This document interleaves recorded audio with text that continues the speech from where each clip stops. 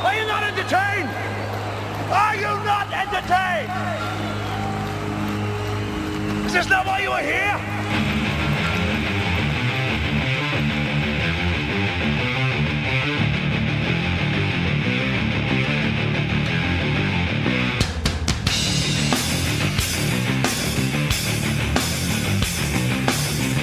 Everybody ready? Here we go.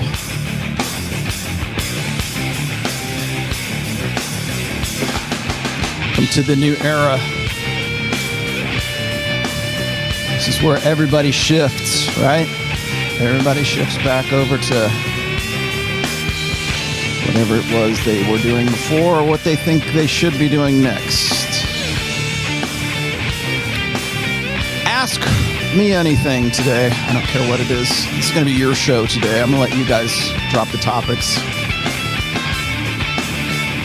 Doing 3-hour and 40-minute shows is sort of taxing.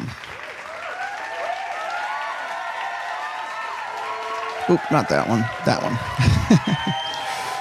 Hello, hello, hello, hello, hello. It's the Wednesday edition. Yes, I said the Wednesday edition of the Rationalmale.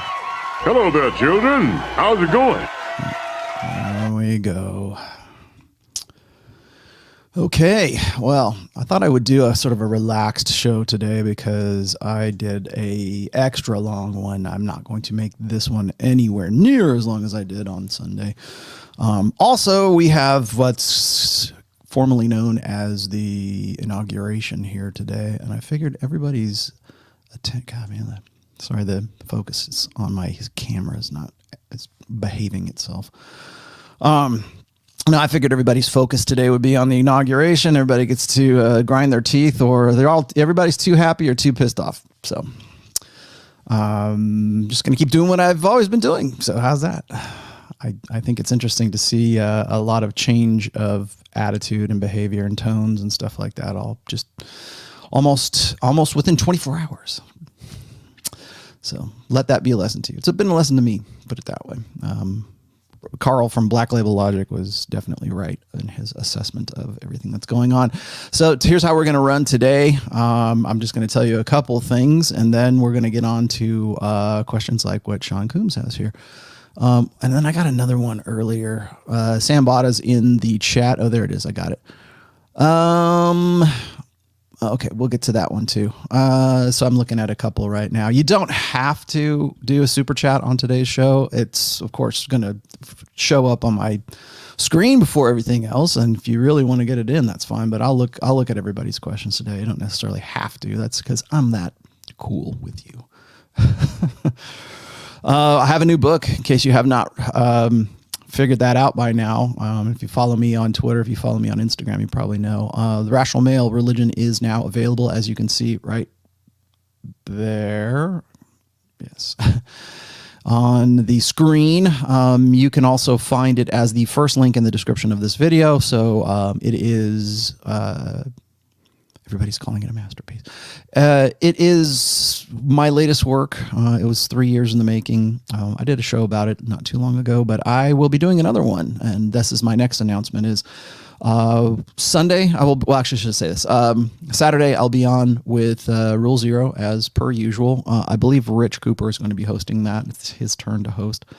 And then Sunday, I'll be doing this show, and it will be topical. It will not be a call-in, although our chat in, whatever it is. I'm working on doing call-ins. Actually, I have a Rode Procaster here, and I can do call-ins. The trick is getting a line, and then the problem with doing call-ins is I'm a one-man show. This is a one-man opera. I know it seems very professional, but I do all this solo. This is all me. I do not have a producer. I do not have anybody to. I could probably do multi-camera angles and stuff like that. I don't even need to be wearing this stuff if I didn't want to, but. It works better that way for me, and I think I'm more comfortable with it. At least I can hear sound drops, and then when people chime in, then I can get to them. I will probably do something with call-ins at some point. I think that Blog Talk Radio is very antiquated, and it's kind of tough to get that to. I mean, it's a juggling act, put it that way. So I very much like to have people on, but I need somebody to sort of be the screener and the everything else. And I might hit up Josh again, my friend Josh, to do actual live, call-ins or like come in on the show itself. I might do that. But that said, on Monday, I will be flying to Miami. I will be in Miami from Monday through Friday of next week. So there will be no Wednesday show, but there will be a Wednesday show because I will be on with Myron Gaines on his Fresh Fit podcast with him. And the extra added treat is I'm going to be on there live with Hotep Jesus on one of those shows. So I'll be doing 2 shows. I believe they'll be live streamed. So there'll be one on Tuesday and there'll be one on Wednesday. If I don't miss my guess, hopefully Myron's watching this, I will be in studio with him on Tuesday. I'll give you guys the time. I'll make a big announcement of it. I'll even put it on my blog. So if you guys follow my blog, therationalmale.com, you will see it there as well. Speaking of which, I have a new essay up. I have gotten back to writing once again on the blog. So expect some more hard-hitting, impactful stuff on the Rational Male again. However, I am going to be doing sort of a I'm testing the waters with a book tour right now, and this will be the first part of it. So if you happen to be in the Miami area during that time and you want me to sign your book, or you want to come into the studio, if you want to just meet me in person or something in the lobby of the hotel, I don't know what I'm going to do. Honestly, I'm just going to be there, but I'll make myself available if people want to just sort of drop in. So today we're just going to take some questions. I don't know how long it'll go. We'll see how things go, but I wanted to give you guys a chance. I feel like I need to at least give you guys an opportunity to ask questions, because one of the reasons why I go for so damn long on my podcasts, my regular podcasts, is because usually the last hour to hour and 20 minutes is me trying to catch up with super chats.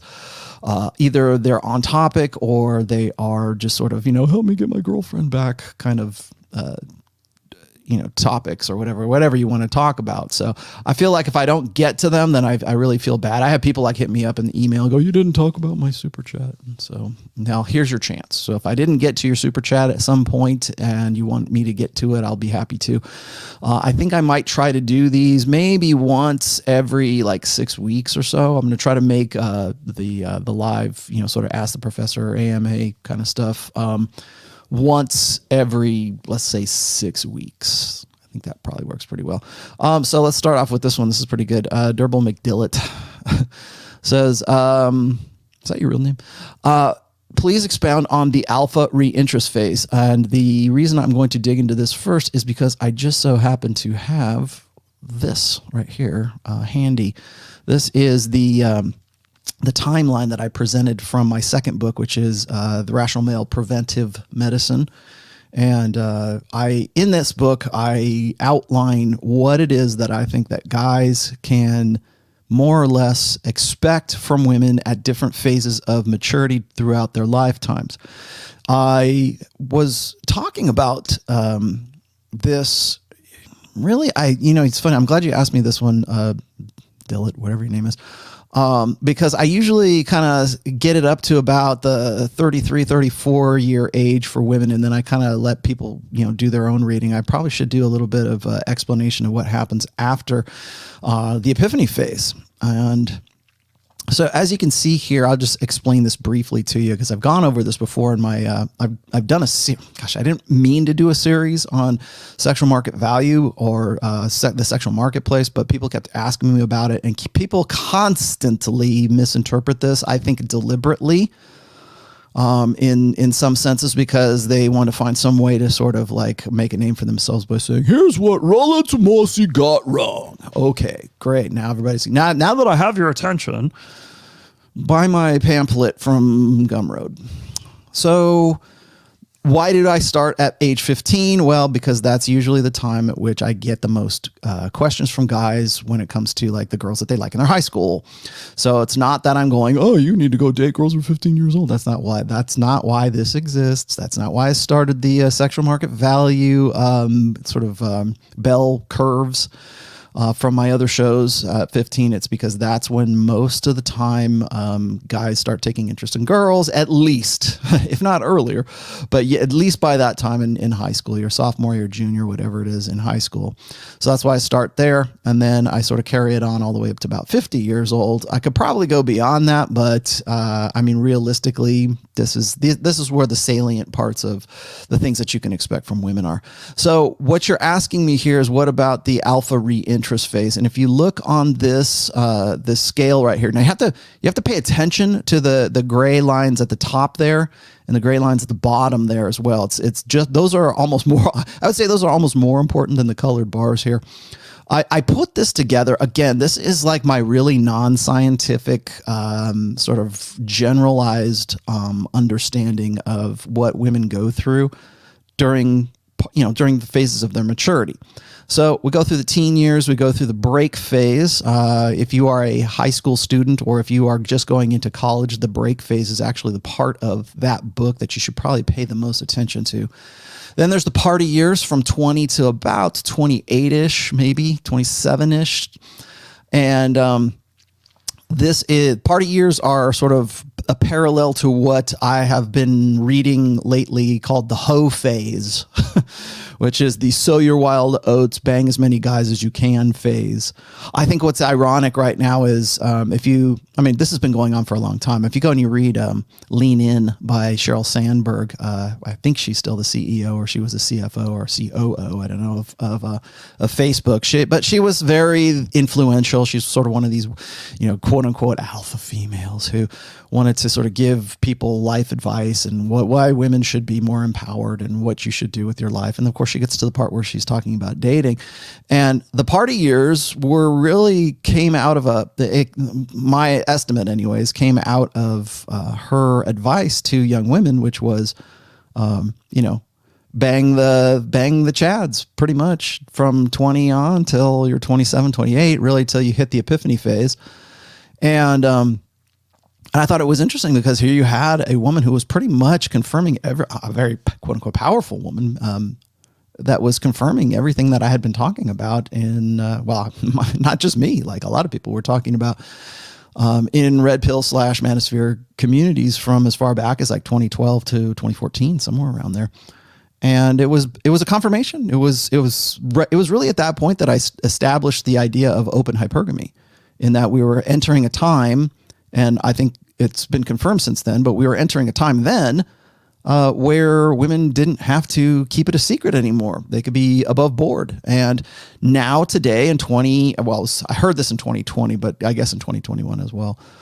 It's the hoe phase. I had a great hoe phase. That was, you can go on forums, you can go on social media, you can go on Twitter, and you can find women who are talking about the hoe phase. I think there might even be a hashtag for it. I'm not sure.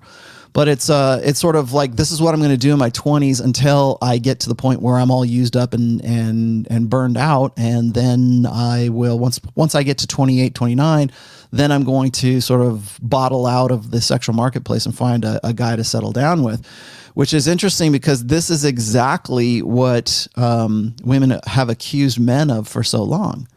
And it's sort of part of the hoe phase part is it's this idea that, women should explore their options at, 22, 23, 24 years old, right around there at their peak of their sexual market value. I mean, assuming they've made the most of it. Granted, most don't, because most women are overweight.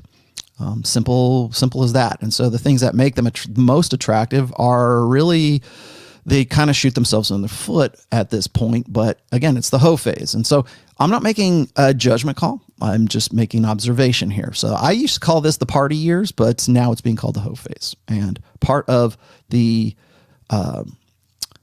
understanding open hypergamy, you have to understand that phase right there and why it is what it is. Because this is the point in a woman's life at which she has the most agency. And by agency, I mean sexual selection, power, influence. This is the age at which most men say that they prefer a woman to look like. Like, do they want a woman who is between the ages of 22 and 24, 25 years old, somewhere around there, at all ages. So it's not just like guys who are 25, it's guys who are 50, it's guys who are 70, it's guys who are anywhere in between those. So that's what I mean when I talk about agency. So I get that all the time. What do you mean about agency? I mean power. I mean influence, like the power to direct their lives and to be as sort of influential over their decision-making or their selection as possible. That's what I mean. So in the classical sense, that's what I mean by agency. Most people don't really, it's funny. I had a lot of people ask me about that, and I'm like, well, you don't know what that means? And they're like, no, what do you mean?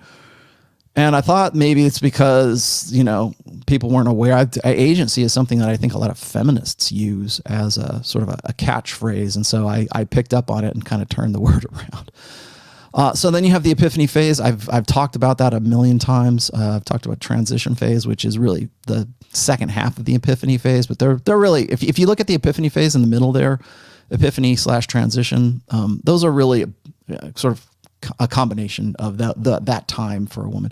Then you get into the security phase. And now, according to your question here, the reason I had to build up to that is because you have to know all that previous stuff with the alpha short-term interests and beta long-term interests before you can get up to what the alpha reinterest is.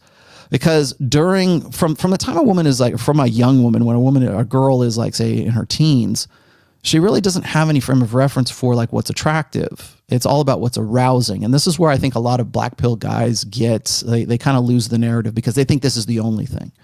They think that the alpha short term is all there is throughout a woman's life. That's the only thing that could possibly exist.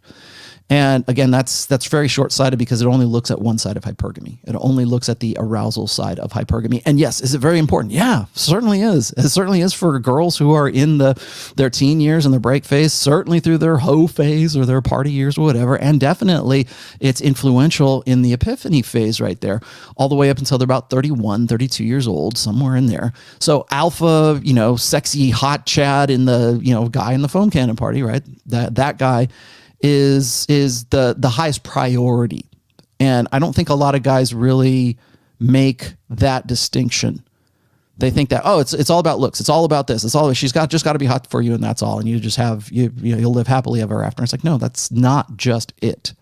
And things change as they get older. And as I said, hypergamy is not a straitjacket. And this is how I try to explain that to people, but they don't want to believe that. But in the early phases, yes, alpha short term is a very strong influence. And particularly if a woman can maximize that because she in some way made herself hotter, younger, hotter, tighter, right? She stays sexy. She's physically attractive. She's sexually available, whatever. If that doesn't define the hoe phase, I don't know what does. So from that point on, from say 15 all the way up until right around the transition phase or right around the start of the epiphany phase in through the transition phase, alpha short-term sexual breeding interests, right? Arousal is at the top of the priority list when it comes to sexual selection, mate selection, whatever you want to call it. That's not to say that beta long-term, attraction qualities don't figure. They do. They become more important as a woman's sexual market value declines.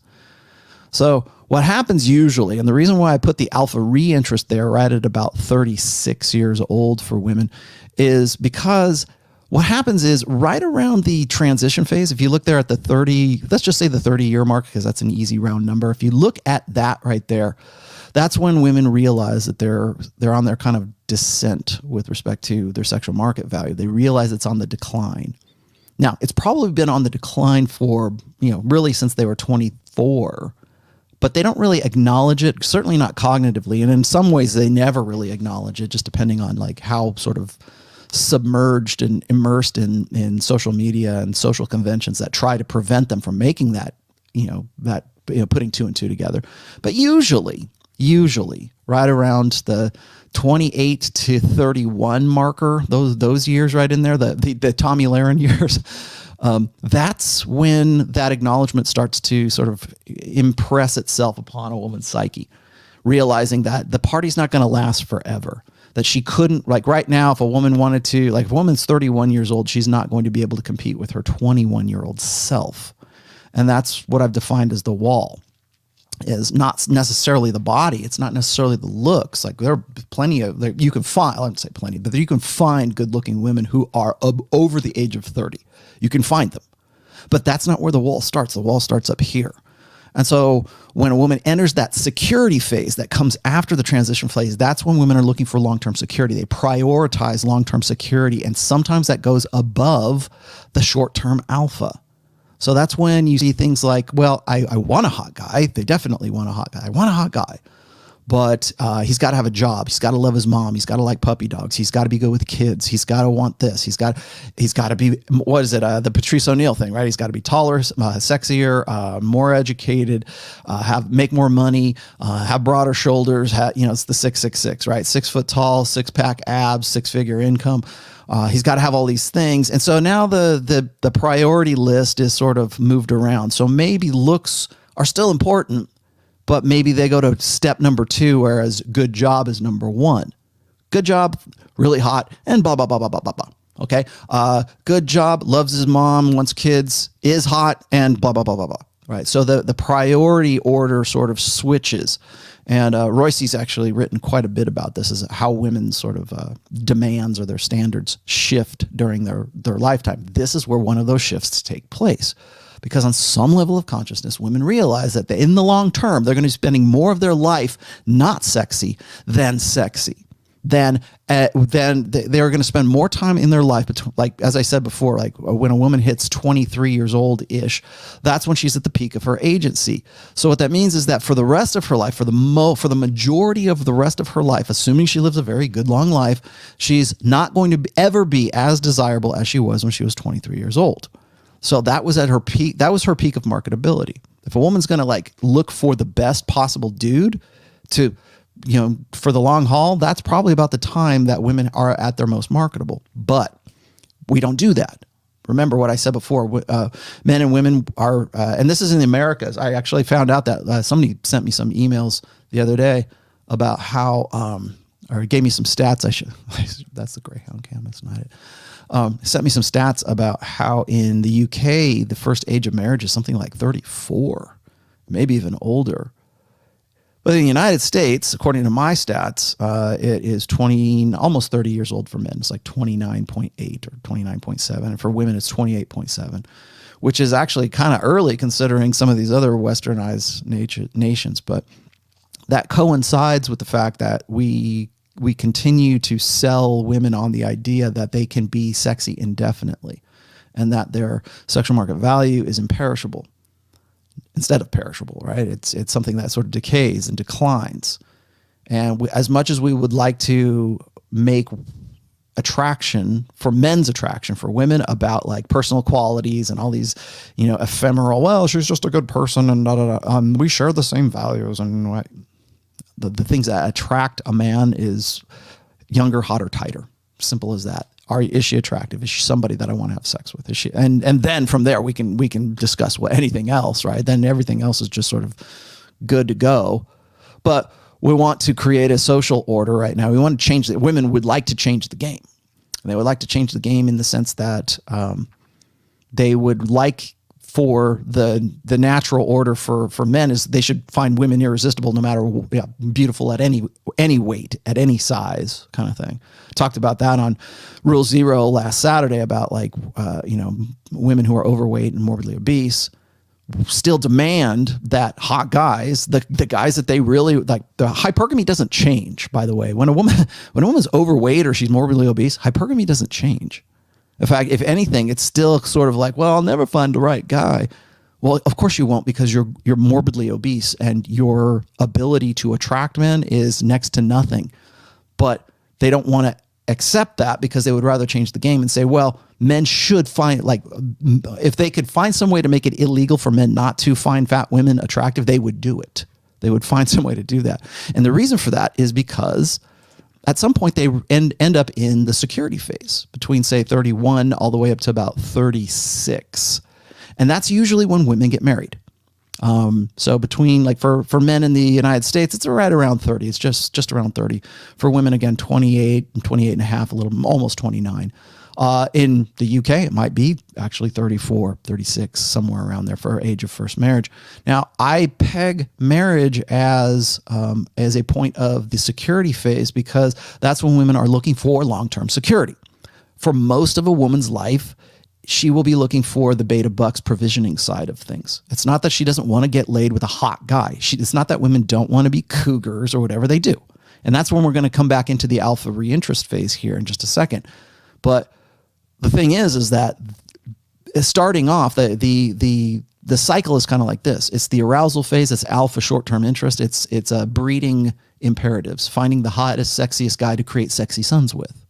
That's did I get that? I think that's out of the Red Queen, the sexy sons theory. I might be wrong.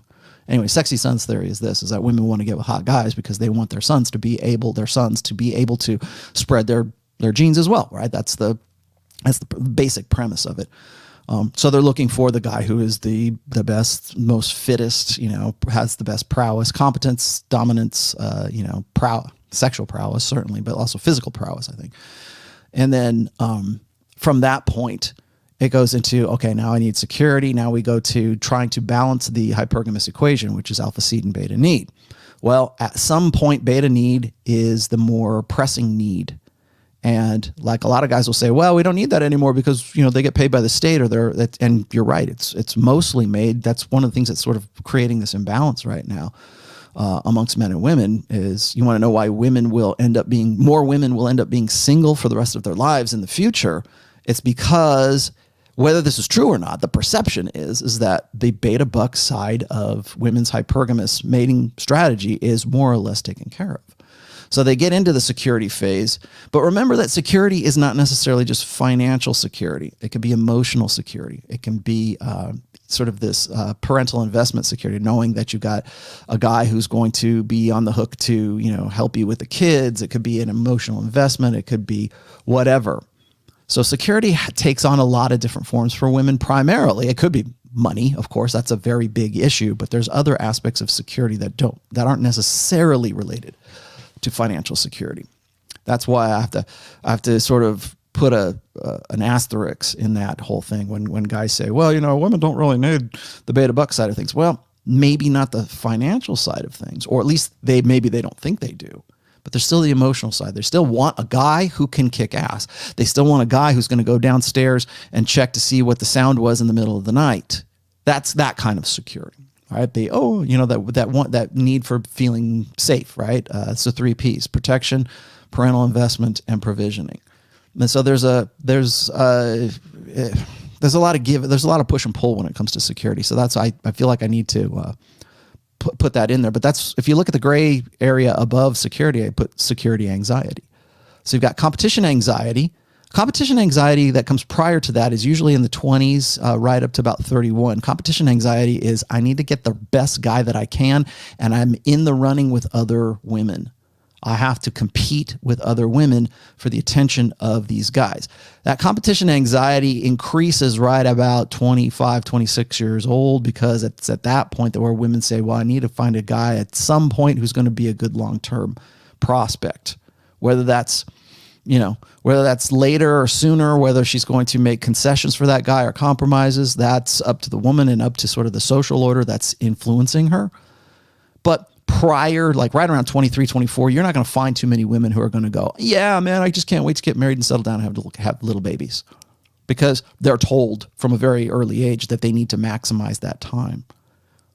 Popular culture, the feminine primary social order, gynocentrism, in so many ways teaches women don't settle until you get to be like 30. It's sort of like, I know that was it Sheryl Sandberg sort of codified this by talking about it in what I call Sandbergian hypergamy, open hypergamy, and it's sort of the open secret right now, I think, in Western societies. But then you get to the alpha reinterest, and what the alpha reinterest is it's usually the point at which a woman has to decide if she's going to stick with the guy that she settled for back when she was like in her transition phase, or when she started the security phase. How I illustrate this is the idea that, now this is you'll see the alpha reinterest rate phase is right what I call the development phase. And then there's also redevelopment and reassurance phases. Okay. And this is usually right around 40, 45 into 50. Now, remember that right about the 47, 48 mark, that's when women are starting to get into menopause. And then security is a huge thing for women because they know that they're not going back, and their odds of getting a guy to commit to that or to try to find some way to rebuild a life or want to get with them in the first place is almost, it's like a fantasy. It would be like a, answer to prayer or something like that. But right before that happens, right around 35, 36, this is a very crucial point. That's why I call it the development phase there. And it's also the alpha reinterest phase. That reinterest is that figure this. Now, here's how I figure this. Is right around, say, 29 to, let's say, 36 years old, somewhere in there. That's when most women get married for the first time, and they start having kids, and they go through this, what most women go through, which is I have children, I have a husband, I have a life, I'm getting into sort of this domestic kind of, way of living. And then if that woman maintains herself, if that woman decides that like at some point, well, I married this guy and he didn't pan out. He wasn't the winner, right? He wasn't the guy that I was expecting him to be. And I talked about this when I was talking about what Rich Cooper usually says is like, women don't care about your struggle. They only care about, they only wait at the finish line and they bang the winners, right? Most women can't do that. It would be nice if they could. That very elite women can do that. Very, very attractive, the swimsuit model / supermodel, hot, if she keeps herself hot and single and sexy and for as long as she possibly can, then maybe. But for the most part, the average woman has to make bets about her future. She has to make prognostications, I guess. She has to figure out whether that guy's in the future is going to be worthwhile. What happens is what most women do is they settle on the beta. They settle on the guy that happened to be around at the right. He's the stupid guy. Remember how I kept telling you guys this? Women want you to remain ignorant of the game until you are useful to them. And that usefulness usually happens, lo and behold, right around 29 to 31 years old. So if you're still this idealistic blue pill chump at that point, that's when I have all kinds of guys hit me up and say, Rollo, I can't believe all these girls, I suddenly hit 29 or 30 years old, and all these girls from Facebook that I used to know back in high school or in college or whatever, now they want to go out with me. Should I go out with them? I think it's because I'm more red pill. And I'm like, no, it's not. It's because their necessity has changed. Those priorities, remember what's the priorities I was telling you about? They shift.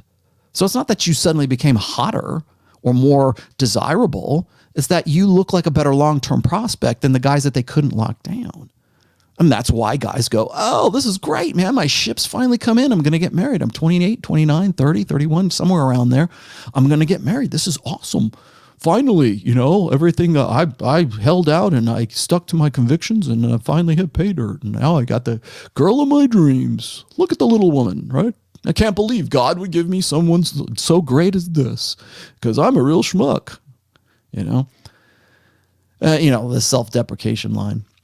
But so right around then is like when women go, okay, well, he's not, they might be alpha widows, right? He's not as hot as the guys that I was, having three-ways with back in college when I was so crazy in college. He's not as hot as fun as those guys, but he's got good prospects. He's he's got potential, whatever. So she makes the bet. And the bet is that at some point in the future, he will answer the hypergamous question, which is he the best I can do? Because when women get to be in Western, gynocentric, Western, feminine primary social orders, no man is ever as good as a woman. No man, I don't care if you could be a 10, but because you are a guy, you simply are never going to be as worth as much as a woman is.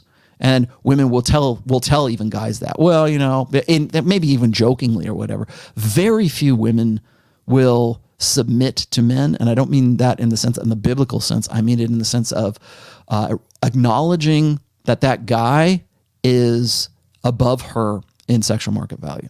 I talked about this a little bit in the ratios program or the ratios episode that I did, where I was talking about like the different balances in sexual market value ratio.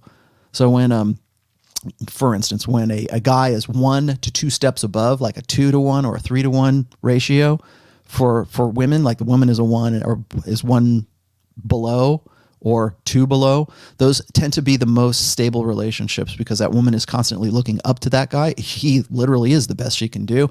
Maybe she's acknowledging that psychologically, but she's never going to vocalize that because in a gynocentric social order, men are never worth as much as women are. Men are disposable. We're the disposable sex, right? We go to war, we die. We're expected to be altruistic for our children and for our wives and for our even just women we don't even know, right? It's the male protector dynamic.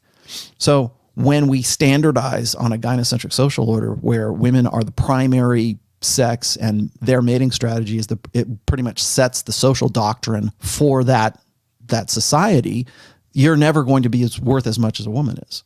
Simply not going to happen, at least to them. I'm not saying you have to think this way. I'm just saying that's the thought. That's like the zeitgeist, right? That's the collective is thinking this. So it doesn't matter that Kamala Harris is the vice president and Joe Biden is the president. Joe Biden will probably say, well, you know, she'd be a better president than I would be. Or it's guys who automatically, like when you hear guys automatically self-deprecate about their brides, right? Their wives, their girlfriends, and how they introduce I've talked about this before with Pat Campbell, how they will automatically, they default, it's a reflex, is to say, well, you know, here's my better half, right? Here's my, oh, this is the little lady. I can't believe she'd go out with a schmuck like me. Boy, it must be a God thing that I'm actually with this person. That whole convention right there, that's part of that. Men are disposable. Men are never as worth as much as a woman is, even if they're 10s and their wives are 7s, right? Or their girlfriends are 7s, because you're never supposed. Women can never self-deprecate. That's why I laugh when women go. I saw this campaign one time, and I think it was like, I don't know if it was on Twitter or it was on some kind of commercial, but like they were trying to encourage women not to apologize when they like started a conversation. Sorry for interrupting. Or women would hate it when they were called bossy or bitchy. Well, you know, if a man's an asshole, then he's not called a little bitch. I'm like, well, no, but we do call him an asshole.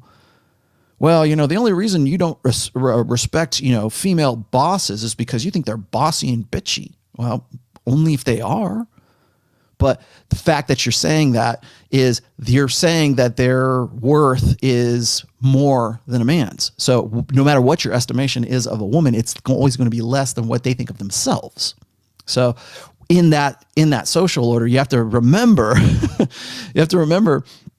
that you're never going to be above that woman in a socially consciousness and in a social consciousness in a gynocentric social order. I'm not saying that's everywhere. I'm just saying it's sort of in westernizing societies that are part of gynocentrism. So when you get to that security phase, when you get to the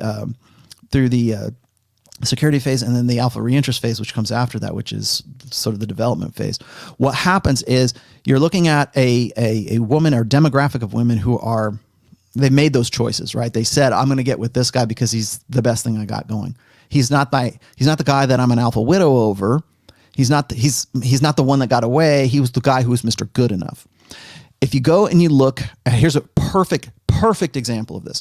If you look at the very end of the movie Titanic, where Rose, the main character, is this elderly woman. She's like probably in her 80s, maybe mid 80s or something. And she goes back to Titanic and she remembers the whole story. But at the very end of that movie, you see, you pans through all of her life's pictures, and she was rode an English horseback or something like that. And she married this very rich, affluent guy, and she had daughters. Her daughters were there with her, right? Notice there weren't any sons. It was only the daughters that were there. And she was like Amelia Earhart, right? She was one of the female aviators of the 20s or 30s or whatever it was. And so she's lived this amazing life.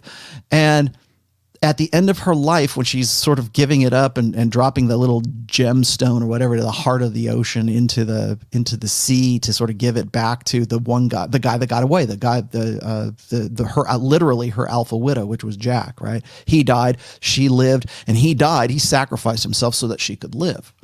Well, what they don't tell is the guy that facilitated all that, he's not the guy that she's pining over at the end of her life.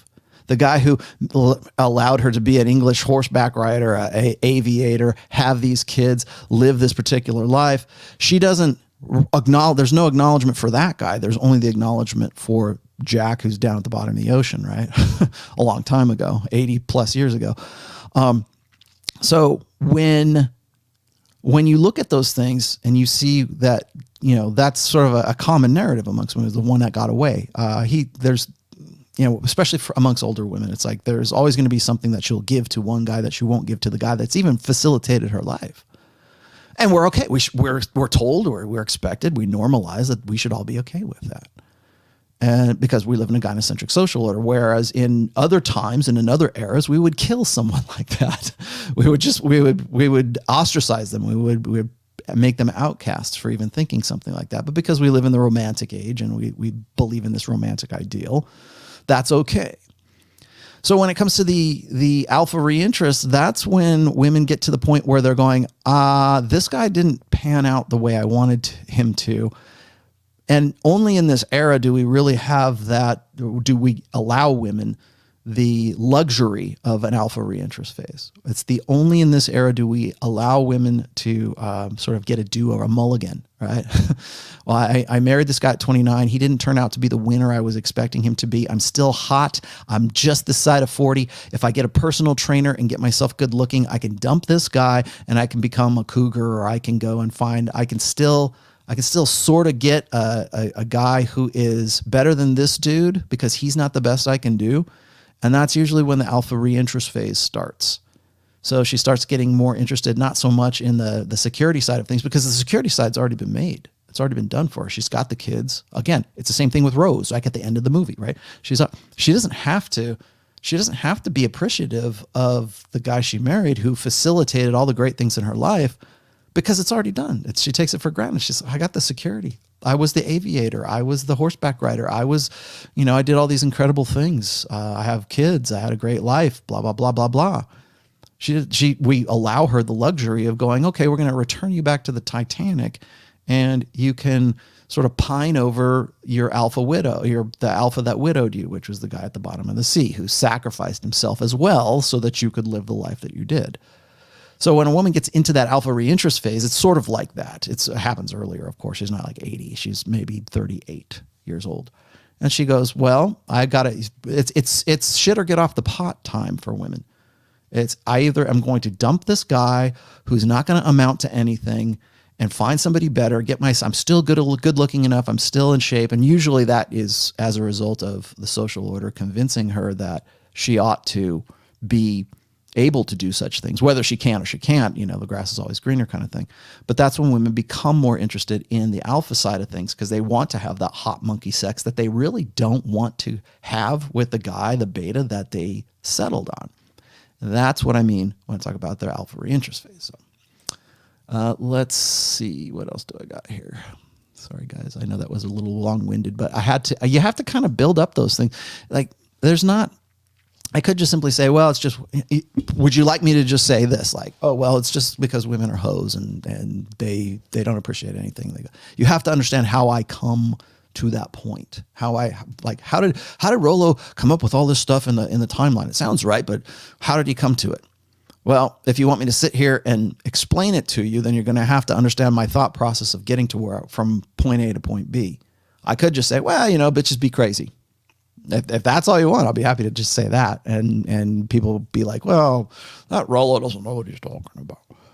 What'd you say? Sean Coombs says, just finished book 4. Last chapter was pure gold. Thank you. And I share the exact same sentiments regarding God. Okay. What are some of your favorite writers and authors? Good question. I kind of have to separate two into two categories, really.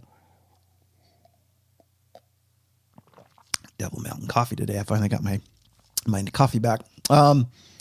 So I look at authors and writers sort of as if you Sean, you probably read my my latest blog post where I talk about that, the difference between authors and writers. There's a lot here's how I separate those two. There's a lot of writers in the world. If you're on Twitter, you're probably reading a lot of people who I would consider quote unquote writers. You can write a blog. I've been a writer for a long time. I've only been an author for the last 4 books, technically. To be a writer, you can go and write whatever you want. You can copy and paste. You can sort of reword things and create a 97-page e-pamphlet and sell it on Gumroad, and suddenly you're a guru, right? Suddenly you're a niche marketer. You can do product launch formula and sell your information product, which is pretty much a rehash of whatever else there is. That you can be a writer and do that. You can be a copywriter. You can be a technical writer. There's lots of people that do. Like if you go and you look at I'll tell you where I got this, by the way, is there's a great book by Josh Bernoff, and it's called Writing Without Bullshit. And I mentioned that in my last blog post. And so when I make a distinction between writers and authors, when I look at an author is a guy who puts the time in to write a book, to actually put a book together. And now I had to separate things because I used to think that it was all word count or page count. If you didn't have if you only had like 100 pages, if you had 97 pages, that's not and it's your ebook, that's just you sort of just schlepping something out there for 47, like how to dominate Twitter for $47, right? That's a product you might as well be a technical writer in that sense. When I talk about an author, I'm talking about somebody who is, put the time and the effort and the energy in. And sometimes, like I said, good cooking takes time. And so to be an author, particularly in this niche is, I'm not to gloss myself or anything like that, but I think it takes some time and some insight to really become an author. There's a lot of writers. I made mention of this is that if you go and you look at like 50 Shades of Grey, for example, 50 Shades of Grey, and I mentioned this in the first book, in the 4th book, and I forget her name, the author of it. She wrote 50 Shades of Grey. And remember, 50 Shades of Grey was a self-published book. And it wasn't so much that it was a great work of fiction, or she was even so much, I would say she wasn't even an author at that point. She was more of like a writer. And by that, I mean, she's pretty much before she wrote 50 Shades of Grey, it was all fan fiction. But she tapped into something that women wanted at that time. And it was really kind of like the Twilight formula at that time.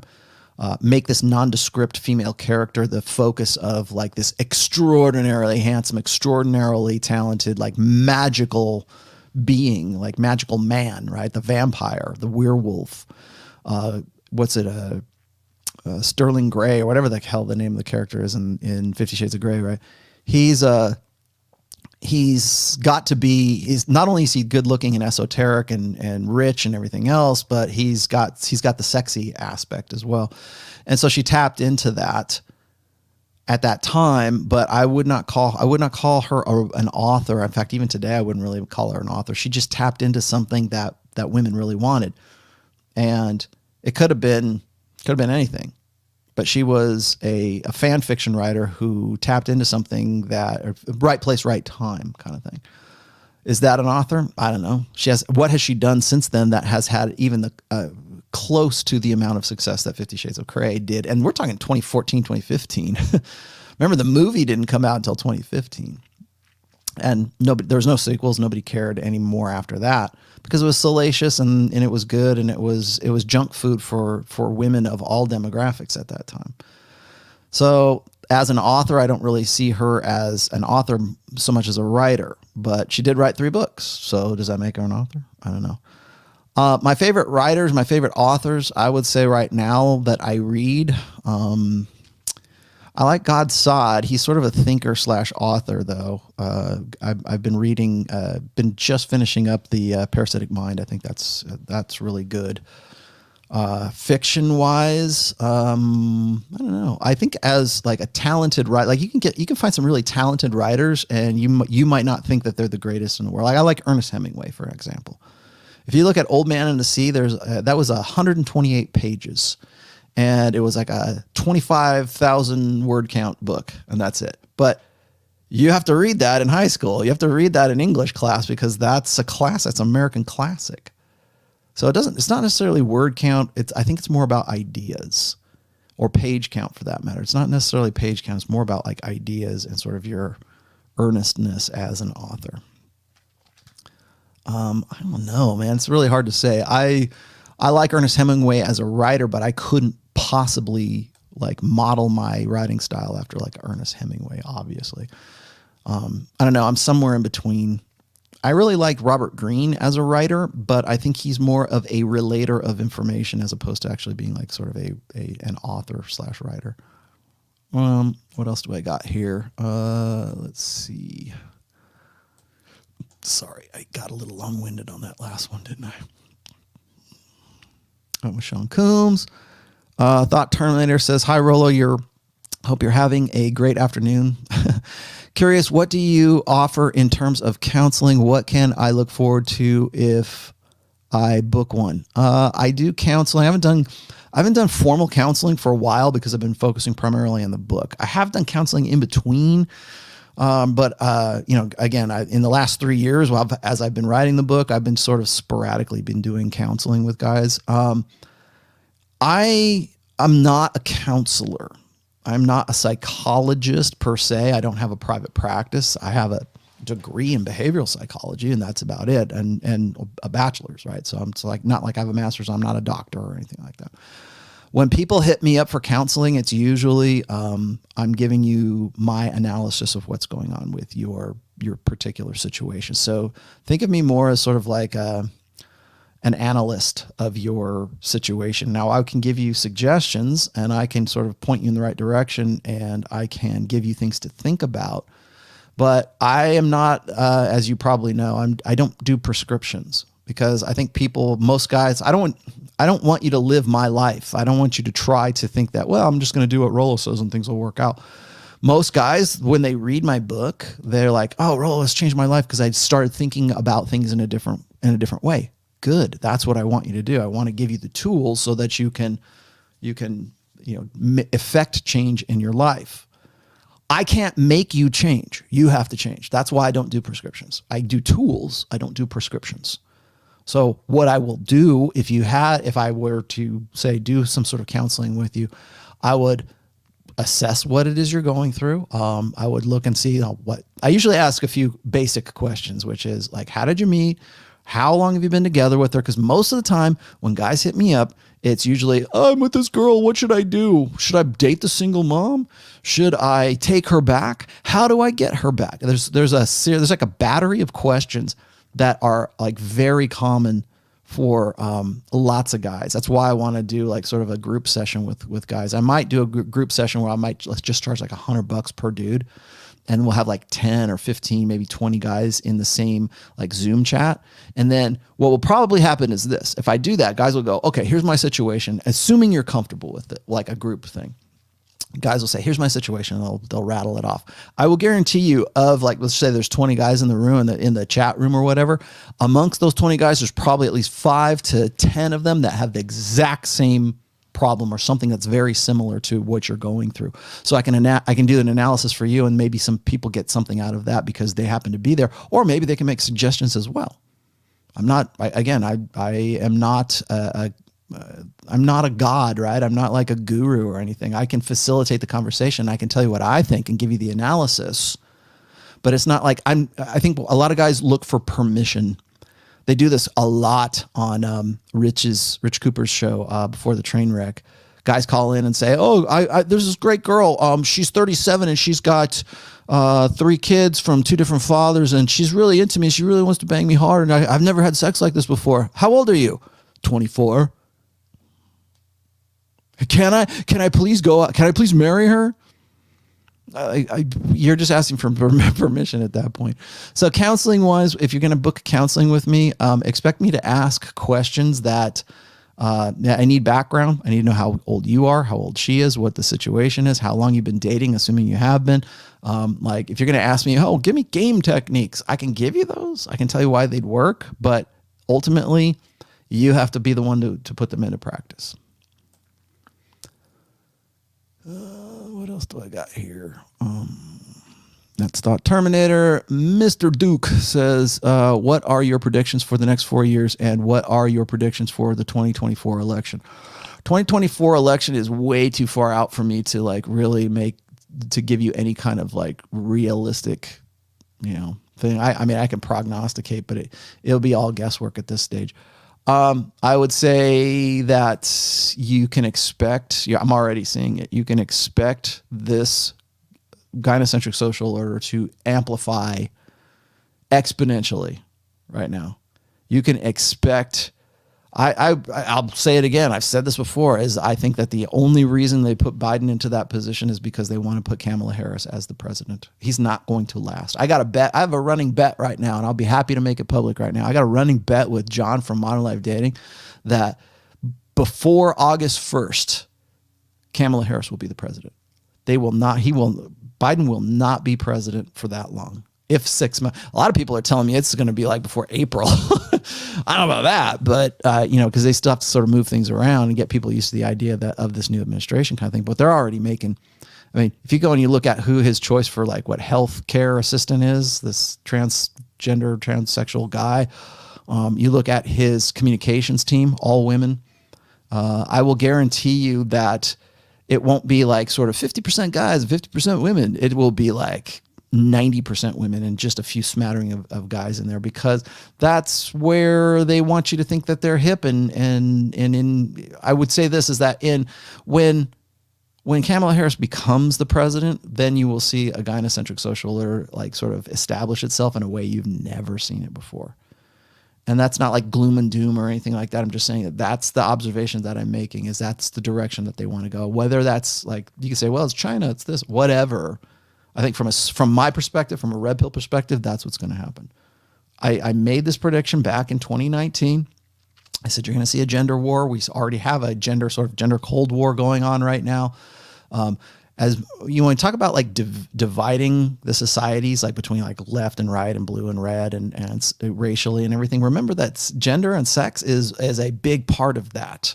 We have been dividing the sexes way longer than any of the narratives that you see going on right now. We've been dividing the sexes since the mid 70s, I would say. And we have been socially engineering the last 4 generations of certainly at least Americans, but I would say in westernizing cultures, to accept gynocentrism as the baseline for authority. Again, responsibility, authority. If men have all the responsibility, who has all the authority? Well, women have all the authority. And until men find some way to take that back or find some way, assert themselves and take it back, then, or things change or things get so bad that women start looking to men, the disposable sex, to protect them and to provide for them because they can no longer do it themselves, or they can no longer expect that provisioning. And that, remember the beta buck side I was just talking about? They can no longer expect the 3 Ps: protection, provisioning, and parental investment. When women can't expect that, that's when the society changes. People will say, well, it's societal breakdown and we're going to have degeneracy. Well, sure, that's a part of it. But I would say is that, we don't need a meteor. We always, the joke is like, well, there's going to be a meteor, and as soon as there's a pandemic, or as soon as there's a war, or as soon as there's some sort of civil unrest that really imbalances society, that's when women will start looking to men. And men will have to man up, right? They'll have to be, good times create weak men create hard times create strong men create good times, and you are here kind of thing. When we get to that cycle, and I don't necessarily see it as a cycle. I don't think that is a universal truth, to be quite honest with you, because I think we're just going forward and things are going to be screwed, or they're going to get better according to however we're going to respond to that. But I will say that we're definitely headed towards a more formalized, more strict gynocentric social order. I'm going to talk about this, by the way, I think when I get together with Hotep Jesus on Wednesday of next week in Miami with Myron Gaines, because we're going to talk about masculinity, and I'm damn sure we're going to talk about this. So stay tuned for that. I think I'll go into more detail then. Give you something to look forward to, right? Let's see. L says, would you consider doing a show on navigating intersexual dynamics in the workplace? Not dating, but rather managing professional relationships, like working with women.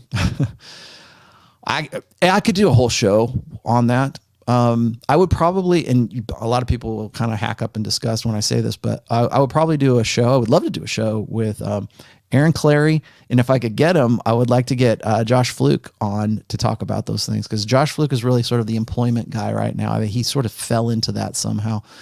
I think you have to be very careful, but yeah, I could do that. So noted. I'll talk about it.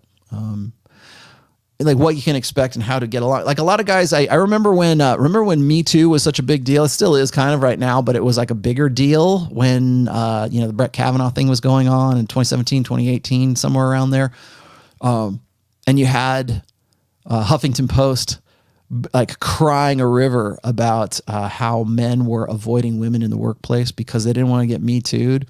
And now and of course it's men's fault for being cautious, and they rejiggered the words and the neuro-linguistic programming, and they would talk about like, oh, men are fearful and afraid and just cowering in the corner and they don't want to go and be anywhere near women because they're insecure men.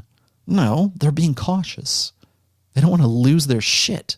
They don't want to lose their families. They don't want to lose their careers that they probably are still paying quite a bit for because of their student loans or whatever. They probably got investments that are on the line, that if they even consider, like letting their guard down, most guys will. Most guys will do that. Most guys are stupid when it comes to women. I mean, let's be honest, right? They get relaxed. They get casual. And in that casualness, like a lot of guys think that they're being funny, or they're being like, I have guys that will say like, well, or I have women who will say, Rollo, these guys are just creeps. They're creepy guys, blah, blah, blah. This was said to me, and basically it's something that the woman took out of context, but the guy never should have said something like that in the first place, but he thought it was funny, and he didn't think it was all that big a deal. And it probably wasn't all that big a deal. But the fact is that in this environment, this intersexual, intergender environment, it doesn't matter.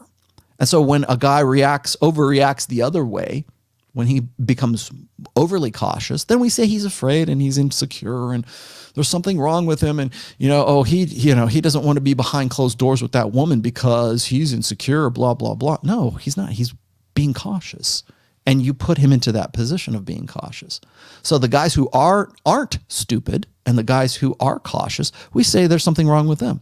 And if the guy is a beta chump creep that she doesn't want to have his attention, and whether he's doing that, unintentionally or intentionally, or he's just socially awkward, we just, HR. So I would probably talk about those things, but yeah, I can get into something like that if you'd like.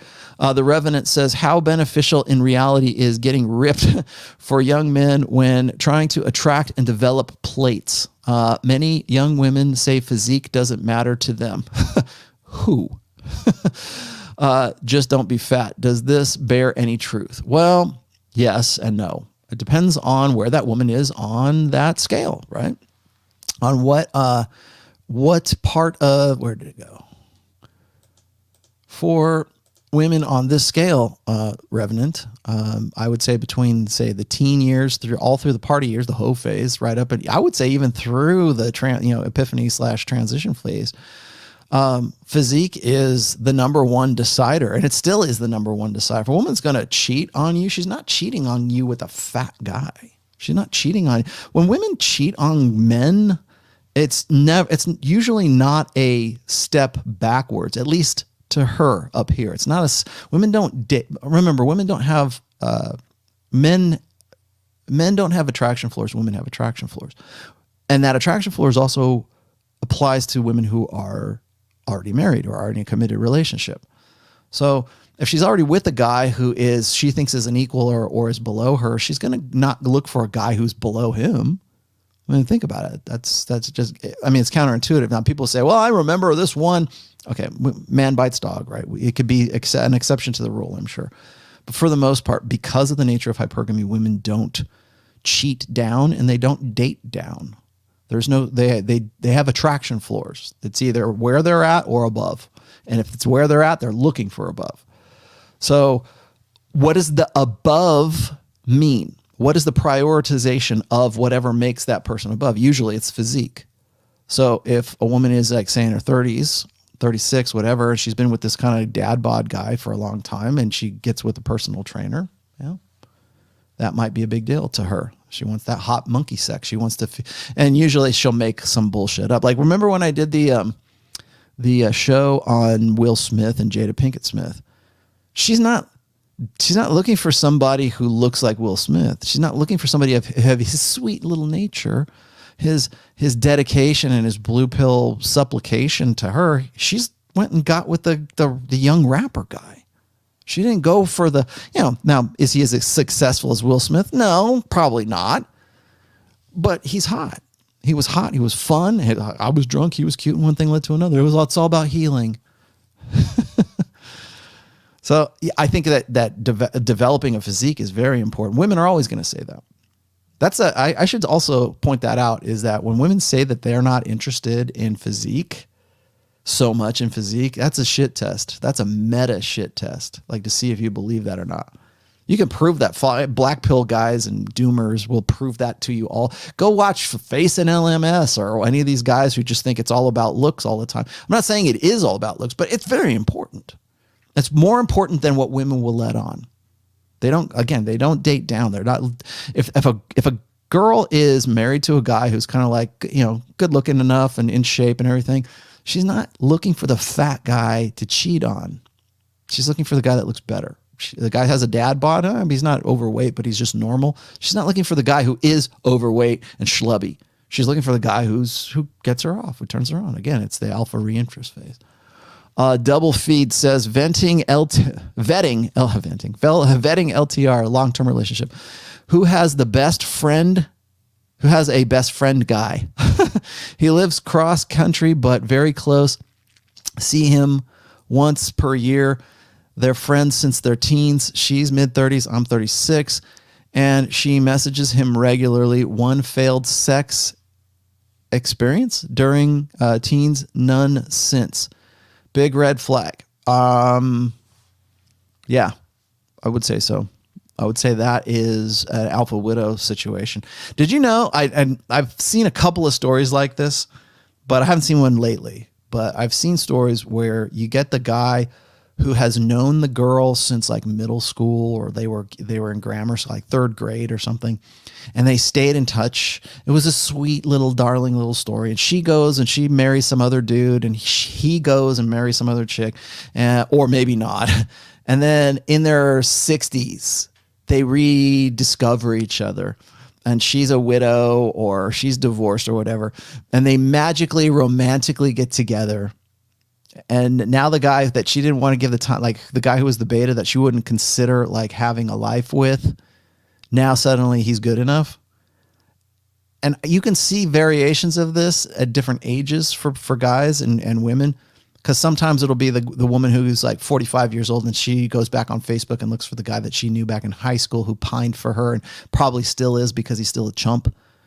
And so we call that when that works out, when the guy's like stupid enough to sign on for that, and the woman's is desperate enough, or her circumstances say, oh, I'm going to get with this guy. We call that like a triumph of love. We call it this, it's love wins, romance forever. It's like this Shakespearean thing. I found you, I reconnected and found you again. No, that's okay. So there's the emotional side of that. There's the storytelling side of that, the romantic story, rom-com, whatever it is side of that. And then there's the practical side of that. And most guys, when they get into that, they can't believe, oh man, I can't believe my luck. Finally, my ship's come in. Finally, this girl who didn't want to have anything to do with me, now she's with me again. Or now she's ready. She's completed her journey of self-discovery. And that guy will buy into sort of that idealistic notion. But what he doesn't buy into, or what he doesn't understand, is that he's completing her mating strategy. They don't want to talk about that because it doesn't sound good, man. It's not good cover story. It's not good press. It doesn't make for a good, romantic comedy. So, when guys ignore the red pill, or when they just stick their head in the sand, maybe they know it, maybe they just don't know any better, or maybe they're just simply, irrevocably blue pill. A lot of times guys go into a denial because they're stuck in that emotionalism and they're stuck in that romantic ideal. Rather, I think what would happen is if you made guys aware enough and said, Well, that's great. Like that guy right there, by the way, that you're describing, that guy is plan B and will be for a while. Is it a red flag? Yeah. And I'll tell you why it's a red flag, because if you were her primary, if you were the guy that she really wanted, that wouldn't even be a consideration. Guys just don't understand this. Is like when it comes to natural, genuine desire, like hot monkeys, like ride or die girls, they're not thinking about the guy they knew back in 8th grade. You're the one they're thinking about.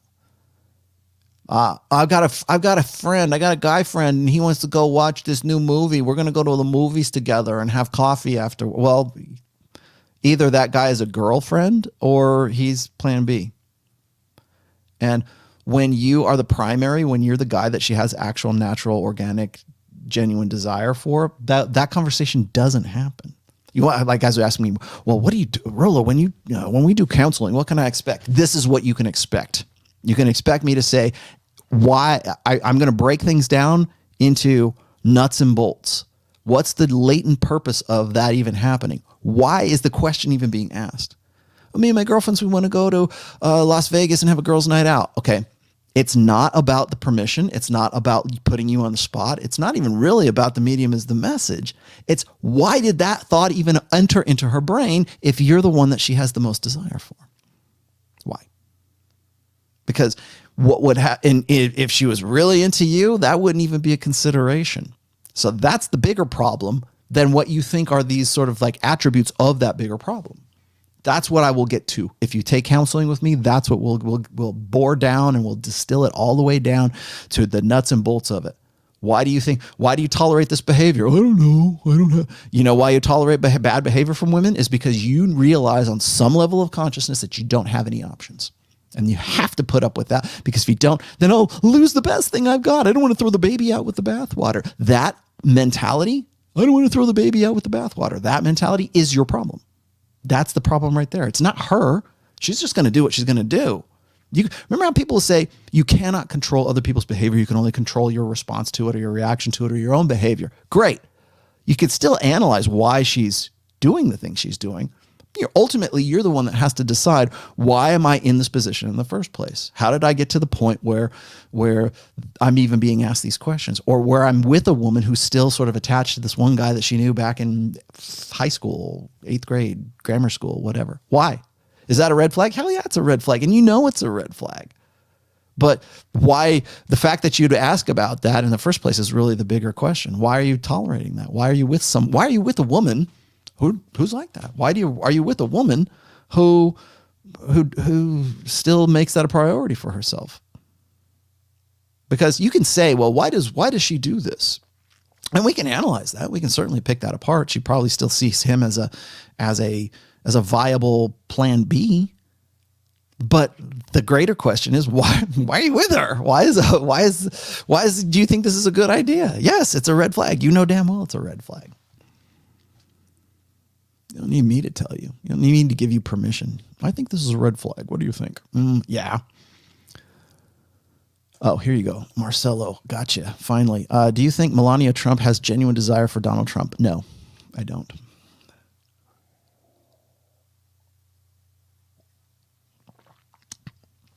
She plays, it's funny you should ask that, Marcelo, because I can remember having conversations with Pat Campbell about this.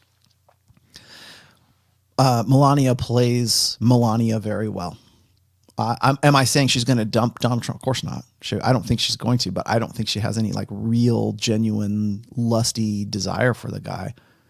I think that, and I don't think it's necessarily a Trump thing either. I know guys who have arm candy, right? Like they're these older guys who are just fat and frumpy kind of dudes, but they have a lot of money. And they don't care. Like Tom Leykis is actually a pretty good example of this. I mean, he's got a lot of money and he can get laid, but do the women really want to get laid?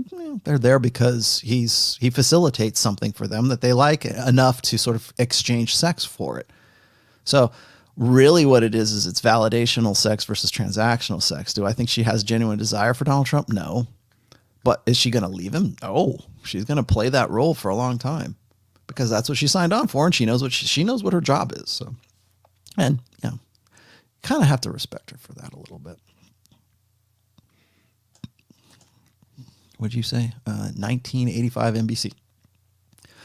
When I had social media, you don't now, I noticed single women were the ones posting and pontificating about the beer flu, whereas taken ones usually stayed quiet. Is this evidence of a gynocentric society making it easier for the lockdowns? I don't know what the beer flu is. Pontificating about the beer flu? You mean like banging, like getting drunk and having sex? Is that the beer flu? I don't know what the beer flu is. I would have to look that up first. Sorry about that. I don't know that well enough to know what you're saying. The beer flu. Somebody tell me what the beer flu is, please. That's an interesting term, by the way. Abdul says, yeah, UK age first marriage is 31 and a half for women correcting from yeah, okay. But still, it's older than 29. Thanks for that. Somebody sent me a bunch of information. Was it you, Abdul, who sent me this? You had indicated boyfriend disclaimer, not an accident. What about when the girl throws out in conversation that she's single without being asked? Yeah, I mean, that could be advertising for sure. Yeah, I would say so. I mean, remember that medium is the message, but also the message can be the message sometimes. Yeah, sometimes it's the go ahead. Sometimes it's the permission. Like I know put it this way. When women throw like really kind of obvious signs like that out, it's not so obvious. She's not saying, please ask me out, I'm single. She's not going to say that because that's kind of like too much, but she still wants to. Here's what that is, Abdullah. That's her crossing over into overt communication because she wants you to get it. She wants you to know, but she can't exactly go all the way into overt. She can't go, I'm desperate and single. Please bang me. Please be my boyfriend. She's not going to say that because first of all, you have to get it. You have to be the guy who's smart enough to even pick up on the bonehead, like hints that she's throwing out there to you. Because if you don't, then there's something wrong with you. You don't get it. If you're so stupid that you can't get that hint, then there's, that's all I have to do, beat you over the head with it. But that's a good example of when women get to the point of, I won't say desperation, but when sometimes it's exasperation. Sometimes it's like they get to a point where like they want the message to be conveyed in no uncertain terms. And so usually there's a difference between, please leave me alone. That's one way. The other one is get away from me, you jerk. Like that's overt. Screaming, crying when a woman like starts freaking out on you or throwing things, or that's overt communication. She wants you to know that she is upset. Women default to crying. Crying is an overt form of communication when you think about it. I realize it's an emotional response, yes, but it is also when a woman cries, a woman screams, and when a woman is like quote unquote hysterical, what's she communicating when she's doing that?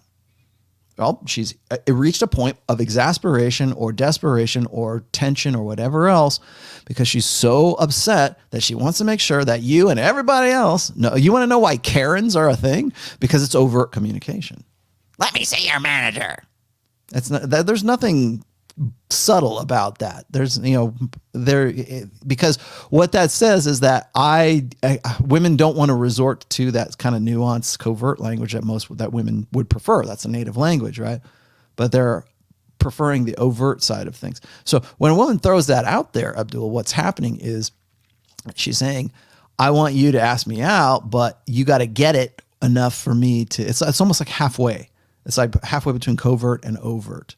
So, yeah, I would say so. I would say it's definitely, I won't call it a disclaimer, but it's certainly a hint. She's actually testing to see if you just get it and making it easy for you. It's actually not a bad sign. Lewis gives me £5 British pounds and says, thoughts on Spurgs and Asperger's. Is it really just a label or underdeveloped boys? And explain why this space attracts Spurgs for not getting it. Okay, good question. I think that when we talk about Spurg is sort of short for Asperger's syndrome, right? Okay, so that's an insult. It's like cuck, right? We can't, it's the TLDR generation. They like cuckold is too much to say, so I have to say cuck. Or Asperger's syndrome. We can't call them Asperger's syndrome kids. We have to call them Spurgs, right? Because we're too long didn't read. I would say that Asperger's syndrome and autism in the manosphere, in the boyosphere, in whatever sphere that we're in right now, I don't even know what to call it anymore. When I listen to guys say, I have Asperger's syndrome, I think we overdiagnose that. It's almost like, you know, when you have like a symptom or you have something that's wrong with you and you go on like WebMD and you go, oh man, I must have this really rare disease because I have this one, I'm sneezing and suddenly I have, you know, some sort of asthma or some shit like that. So we tend to read things in. I think that I would agree that autism is definitely on the incline, and there has been some debate over whether that's always been that way and we're just more aware of it, or that autism has sort of increased. And autism, I think, by order of degree, because I think that what happens in the internet age is we give a platform to guys who are socially awkward. We give guys who we give them like, and for the last like 2 generations, the millennial generation and Generation Z, we've had more sort of socially awkward guys. We can track this too. We can track this in the general survey study about guys who like are, was it 18 to 29 are having like less, like 10 times less sex than the generation before. I can't remember. I quote this in book 4. But women are still having, you know, sex at more or less the same rate, maybe a little bit less. But I think the social awkwardness is as a result of the internet age and giving guys a platform for it. Back in my day, we used to have, we wouldn't call them spurgs, but we had socially awkward guys, right? We had guys who were losers, guys who were, you're going to be a virgin forever. It's like jocks versus the nerds kind of thing. But those nerds didn't have a platform. They didn't have a YouTube channel. They didn't have social media. And so they had to either just sort of wallow in their self-pity, or they had to make something of themselves and become something better. And a lot of them did. I think that a lot of guys sort of have to go through that awkward phase and become something more than they are, like the ugly duckling, right? But we don't do that anymore. In fact, we reward and aggrandize that sort of social awkwardness now. So that's one thing. I think that Asperger's syndrome and sort of the Spurgs versus Asperger's, I think we overdiagnose that. I think that a lot of people who think that they have Asperger's really don't, or maybe they do, but they're like on one end of the spectrum, because I think a lot of people need to remember that Asperger's syndrome and autism is on a spectrum. So there's guys who are like more or less, you know, sort of socially, let's just say unintelligent, less socially intelligent than others. And social intelligence requires that you exercise it, and you have to be out there and trying to interpret people and trying to learn. I think probably the biggest problem that has arisen in the social media age is that we only learn from like digits on the screen, or maybe me talking to you or whatever. And for me, it's different because I come from a different generation where I had to learn how to socialize, and I had to be face to face, and I had to learn what we would call today game. We didn't call it game back then, but I had to learn how to get laid. I had to learn how to interact with women and with men and with employers and with people who are on a particular, if I was on a team or something, and in a band, right? Whatever my sort of tribe was, I had to learn how to adapt on the fly to socialize and interact. You can interact as a guy, or you can interact as an employee or whatever. We all do this. But I think right now, because of the fact that we have an ability or a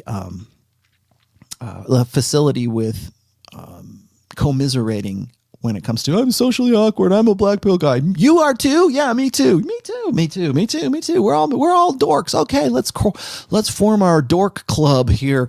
Call it the black pill, or let's call our desperate losers club the desperate losers club, and we'll make a internet forum for more desperate losers, and we'll all get together and we'll all just commiserate. You didn't remember, this is the only time in history that we've been able to do something like that. People just don't understand that we live in unprecedented times when it comes to socialization. We've never been able to talk. I wouldn't, in any other era, would never be able to talk into a little teeny tiny dot of a camera over here and be able to talk to, how many people? 660 people right now. Sunday, I was talking to like 1,600 people. Who knows, right? I mean, and my reach is my reach, whether that's on Twitter or it's on Instagram or it's on this channel, whatever it is. I wouldn't, in any other era, would not be able to do that, express ideas over that, but we take that for granted. I did the body language show with John. I did a post on it with when I was sort of analyzing body language of couples in pictures. You got to remember, we didn't even have digital photography like we do now until what, 2006, 2004, somewhere around there. We've only had it for a very brief moment in history. And you say, well, what does that have to do with anything? Well, we have access to images that are sort of chronological images that we've never had access before.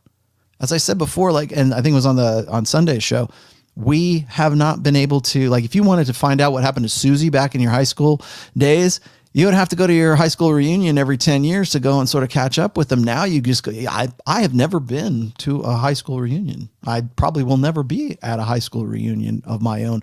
I don't need to, because there's probably a Facebook group of all the people who went to Pasadena High School in my year, right? I know that there are I still follow some people on my personal Facebook that I have known for a long time. If I wanted to go look up, if I went to my high school yearbook right now, I guarantee you I could find probably 90% of the people who are in there if I really wanted to. I have no desire to, but we can do that. And we take it for granted that we can do that now. And so now we can sort of see in black and white in real time, sort of like, well, here's what she looked like when she was 15 and here's what she looked like when she's 50. Here's the progression of this chick's life. And not just one girl that maybe you knew or you didn't know. You can go through dozens and dozens of girls. Or the casual shots. Rollo, what does it mean when the guy leans in and she leans out? And then, well, let's look at a bunch of pictures and let's see if we can find some commonalities. We could not do that before digital photography and the internet. We can do that now. We take it for granted, but you don't realize the impact or the influence that has on generations of society. Well, certainly internet age society. So now here's my other question. My other part of this was, what is, and explain why this space attracts spurgs for not getting it. Okay. There's a lot of pathological personalities in this sphere. And I'm saying that is because I have an obligation to truth. Okay. There's a lot of guys in the hustle economy, certainly on the internet, like on social media for sure, in this sphere and outside of this sphere. There's a lot of pathological personalities. And I don't think that we are as aware of pathological people as we have been, again, because of the internet age. And because we talk to these people and they sound like pathological personalities attract other pathological personalities. So whoever is the most dominant, remember we talk about frame all the time. It also includes frame, right? So if you have a pathological personality, these are people who are pathological liars. I'm sure you probably have heard that term before. It doesn't necessarily have to be a pathological liar, but it has to be somebody who lives in their own world. We used to talk about, if you've ever read the biography of Steve Jobs, the people who used to work with Steve Jobs used to say he had a reality distortion bubble or a reality distortion force field or something like if he lived in his own world. And if it didn't go the way he wanted it, you were either fired or he was just like living somewhere and had these ideas that he just wanted other people to facilitate and to make. And he had this very antisocial, very pathological. Doesn't mean he's an asshole per se. It's just that he means he lives in his own little world. Now, most people, when they're pathological, they end up building these sort of little fantasy worlds for themselves. And what happens is when you have a pathological personality, it tends to attract other pathological personalities. And then that's how you get like cults. That's how you get movements. That's how you get religions. That's how you get like ideologies and things like that, because it's usually one strong, dominant pathological personality that sets the frame for the lesser pathological personalities.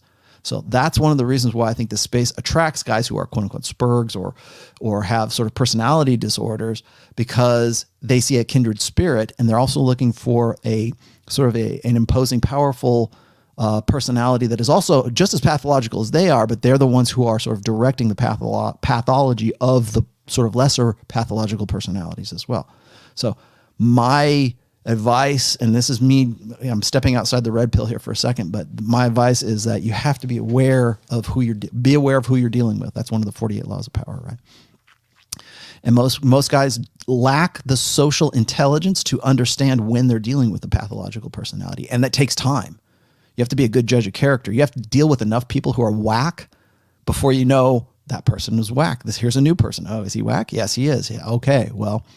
so you know what you're dealing with and whether or not you want to deal with it. I've dealt with lots and lots of pathological personalities, and I don't mean just in this sphere either. I've worked with guys who are like a lot, for whatever reason, like dark triad personality traits are also part of sort of pathological like mindsets. So I've dealt with guys who are very, very rich, like wealthy rich, who are live in their own little pathological world. In fact, I would almost say that dark triad and really being really super successful, you almost have to be pathological to some extent. Again, it's not like, oh, I'm this mad, I'm not Adolf Hitler, I'm just this pathological crazy man. It'd be like that's one extreme, but there's a pathological element to a lot of people's personalities when they're telling you something. Like it almost takes a little bit of pathology, let's just say, to assert yourself out there, to put yourself out there in such a way.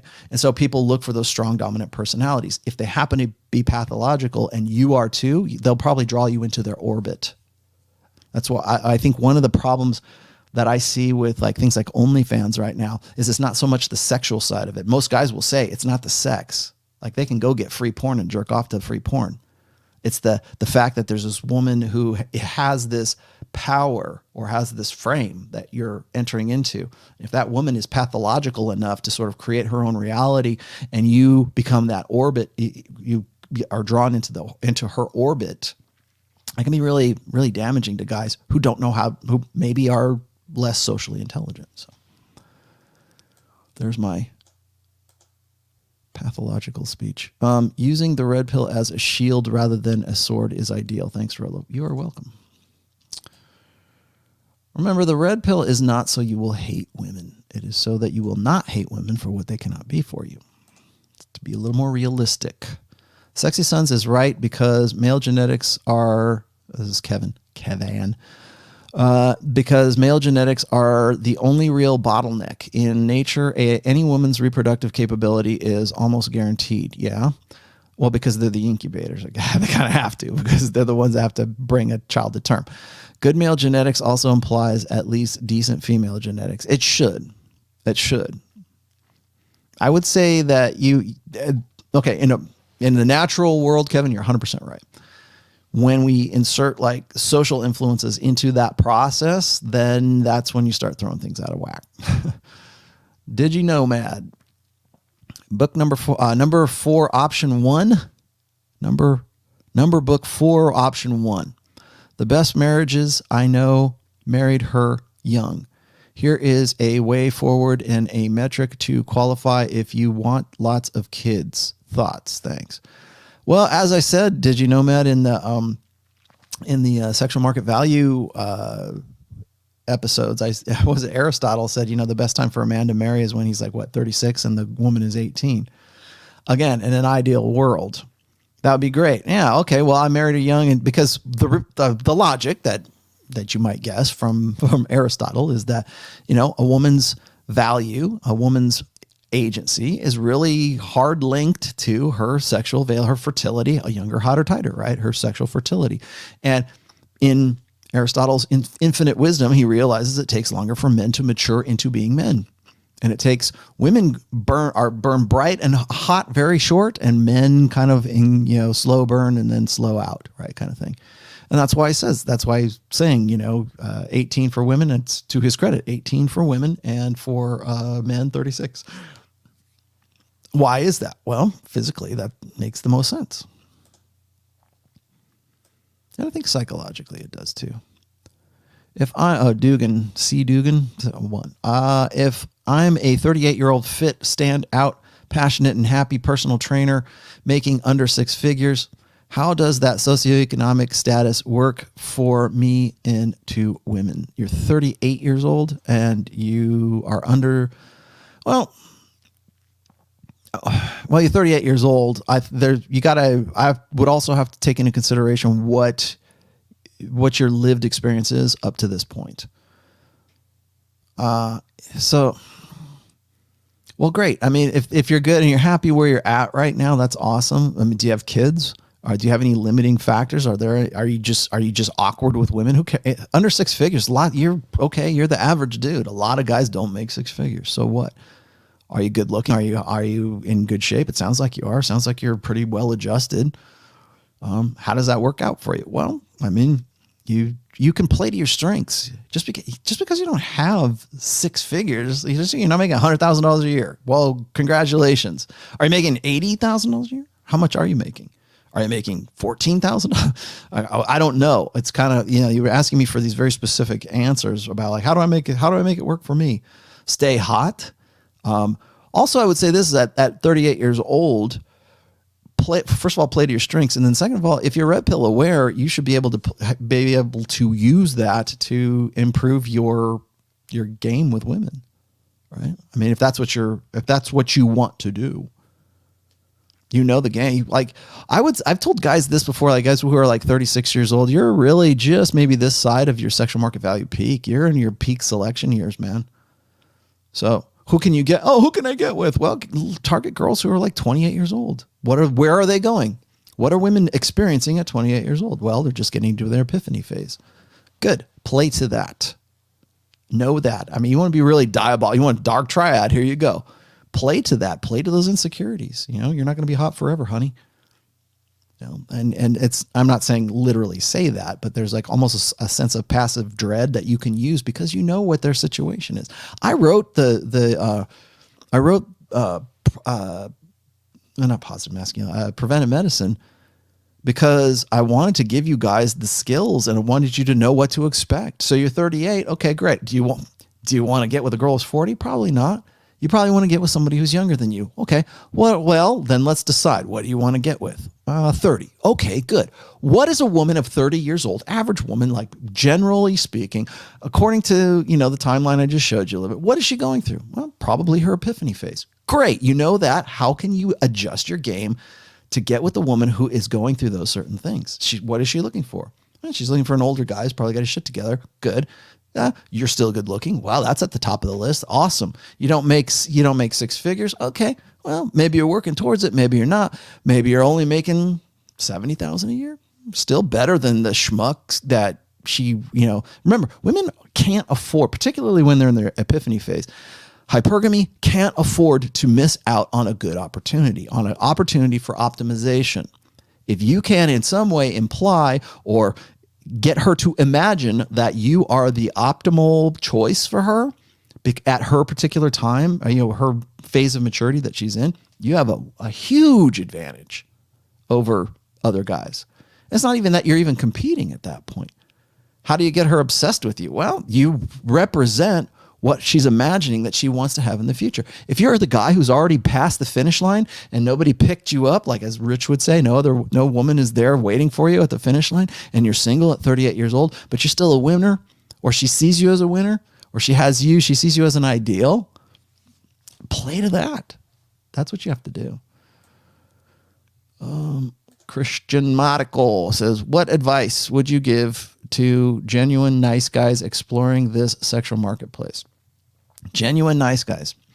I used to be like this, and it feels more and more in order to find a suitable long-term relationship. It's crucial to be a player.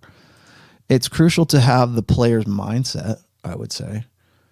If you're a genuine nice guy, stop being a nice guy.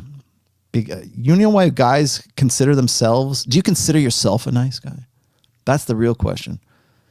Or do women say, he's a nice guy? Because when women say about you to their girlfriends or other people, or even to your face, you're a really nice guy. If they say that, like they verbalize that, that's the impression that they have. You're predominantly beta. Your personality to them is predominantly beta. You're the guy that maybe is boyfriend material, but you're not the hot guy in the foam cannon party. You're not the guy that she's going to break rules to get with. She's going to make rules for you because you're a nice guy. You're a good bet, maybe for a future, maybe for kids, maybe for parental investment, but you're not the hot monkey sex guy.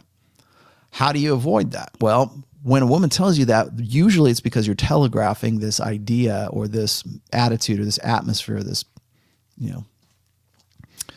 presence, let's say. The way you carry yourself is you're seen as the guy who's the nice guy. Why? What are you doing? How can you adjust that? Analyze your behavior, analyze your mindset. What are you manifesting? Well, okay, I'm doing these things. Why am I doing these things? Because I think X, Y, and Z, because I believe these particular things. Okay. How do we, again, distill it down to nuts and bolts? Why do every woman I've ever met thinks I'm a nice guy? And then what happens is you start believing it. You're a nice guy. Oh, I'm a nice guy. I'm never going to be the guy in the foam cannon party. I'm just going to be dad bod dude who's going to be second choice. I'm going to be Mr. Good Enough guy. Is that what you want? Because I don't want that for me. I'll tell you that right now. So you have to understand why do you think you're a nice guy and why does she think you're a nice guy? Usually it's because you want to be serviceable. Guys who are genuine and guys who are genuine, I'm not saying that you're disingenuous. Like there are genuinely nice guys that want to do things. They see that as their game. The more I identify, the more I make myself serviceable, the more I make myself alike with women, the more agreeable I am, then the more women will like me and want to bang me. Not at all. In fact, remember, a good relationship is based on polarity, not on similarity, on polarity. How different are you? You're the masculine, she's the feminine. If you are presenting agreeableness like women, again, women have boyfriends and girlfriends. If you're not banging her, you're her girlfriend. If you're displaying characteristics, if you're communicating like a girl, then that's what she's going to see. A friend she sees, a friend you will always be. That's what Pook used to say. So what's your predominant personality? What are you projecting when you meet a girl for the first time? You want to know, Christian, you want to know why I always say, and this is a iron rule of Tomassi. The reason why I say in iron rule of Tomassi number 7, when you never root through garbage once you've taken the can out to the curb, because what you're looking for and what you're trying to rekindle is never what you thought it was. And even if you were able to do that, it's never going to be what you think it can be. It is always time better spent developing new relationships with new prospective women than it is trying to repair an old one that already has a basis for failure. I'm not saying you can't do it. I'm just saying it's not as worthwhile an endeavor as starting something new. Why do I say those things? Because that woman already has a preconception of you. A friend she sees, a friend you will always be.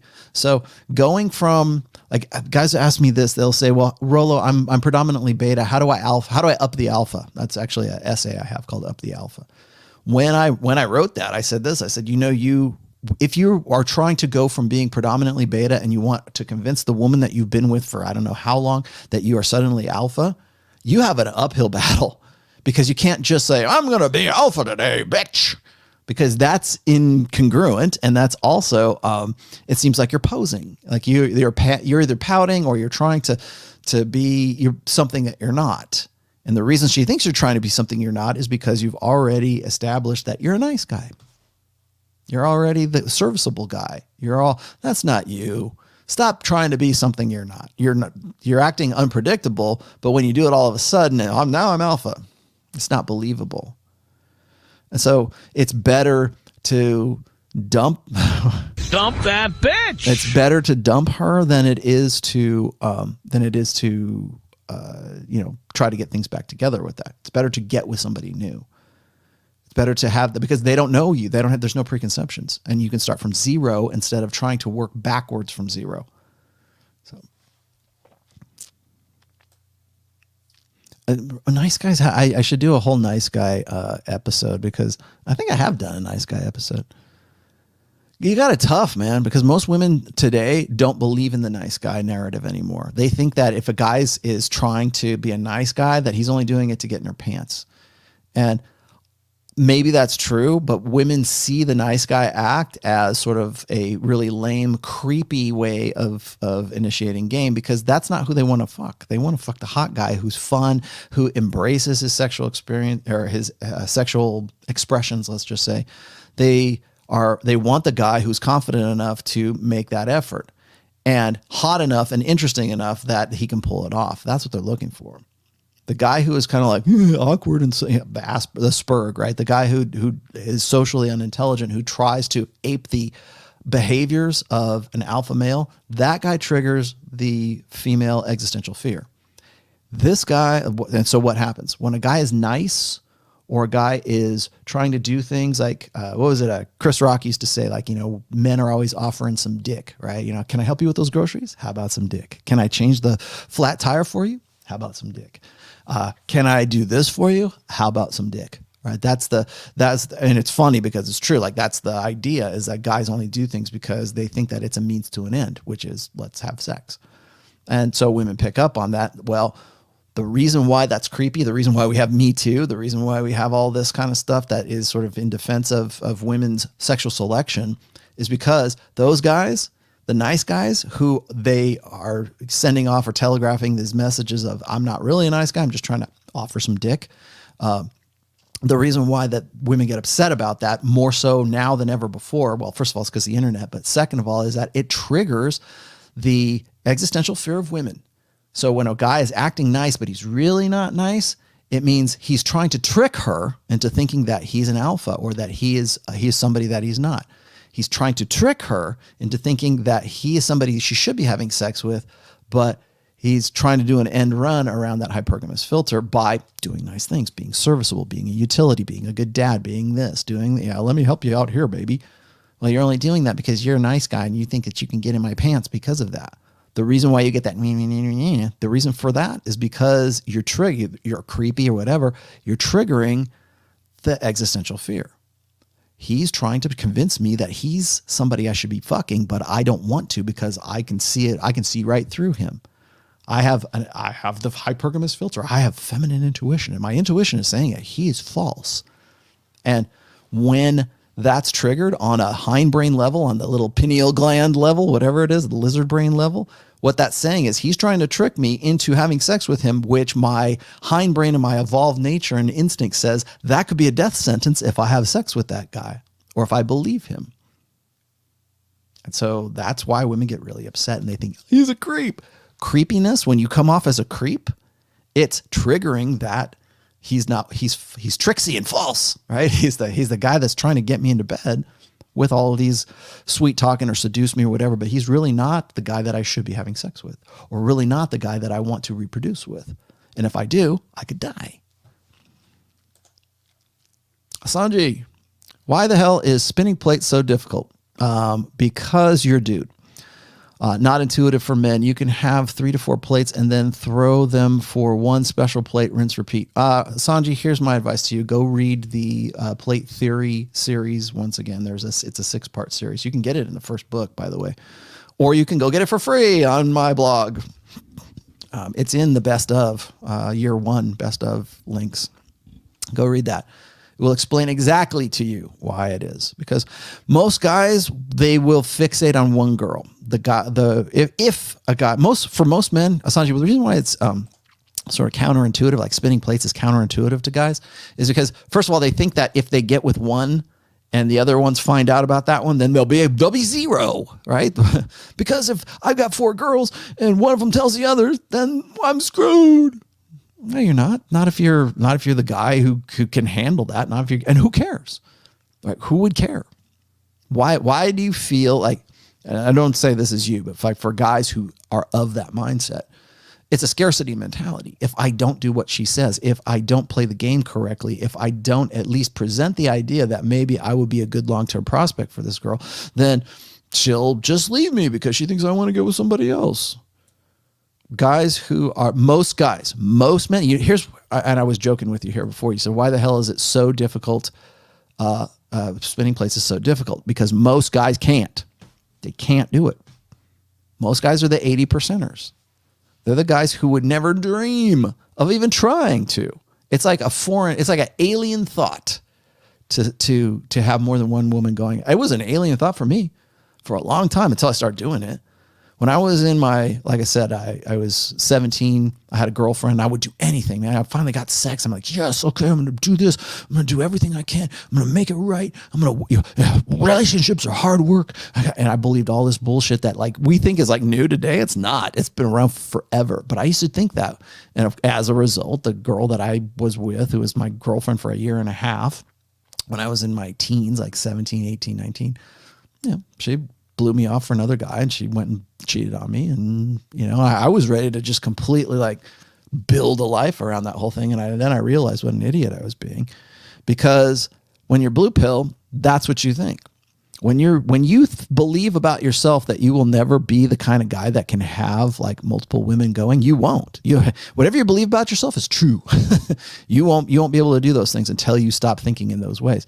So when I got into the Hollywood metal scene, I started playing out and I started having like multiple girlfriends. And when I actually started double shifting, and I don't know if you guys know what I mean by double shifting, it's like having sex with like not multiple partners at the same time, like a three-way or something, but it was like I would have girlfriends that I would nail, one in the afternoon and one in the evening, right? A different one, or one in the, well, actually sometimes one in the morning and then one in the afternoon.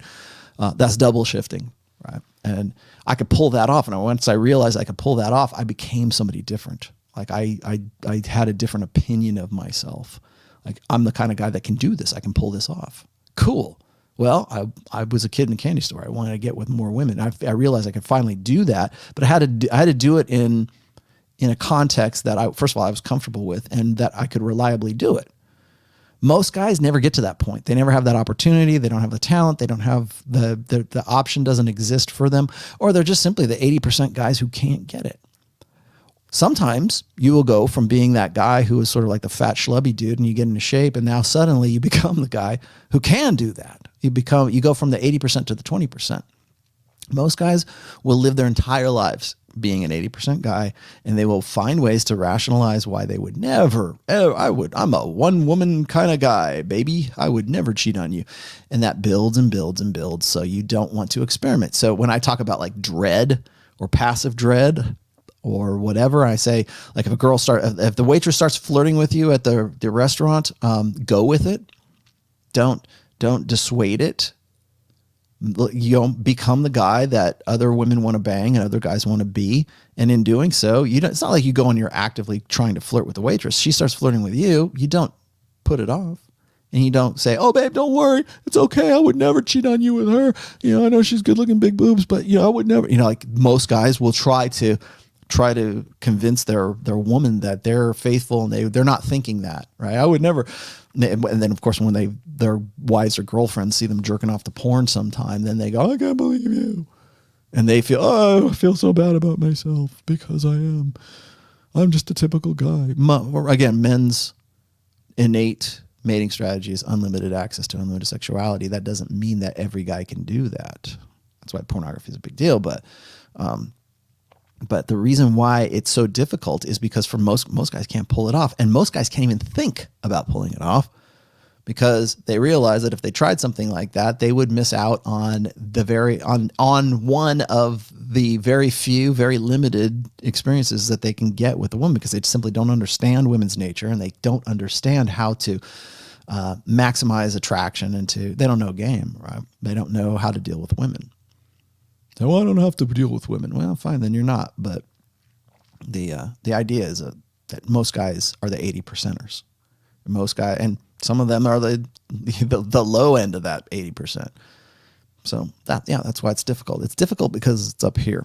You got to figure out how you can go. How do you go from being one of the 80% guys to the 20% guys? You can figure that out. You can do that. It just takes effort and time, and you got to figure out what works for you. Most guys just don't have the patience for that. Most guys would rather be delta males.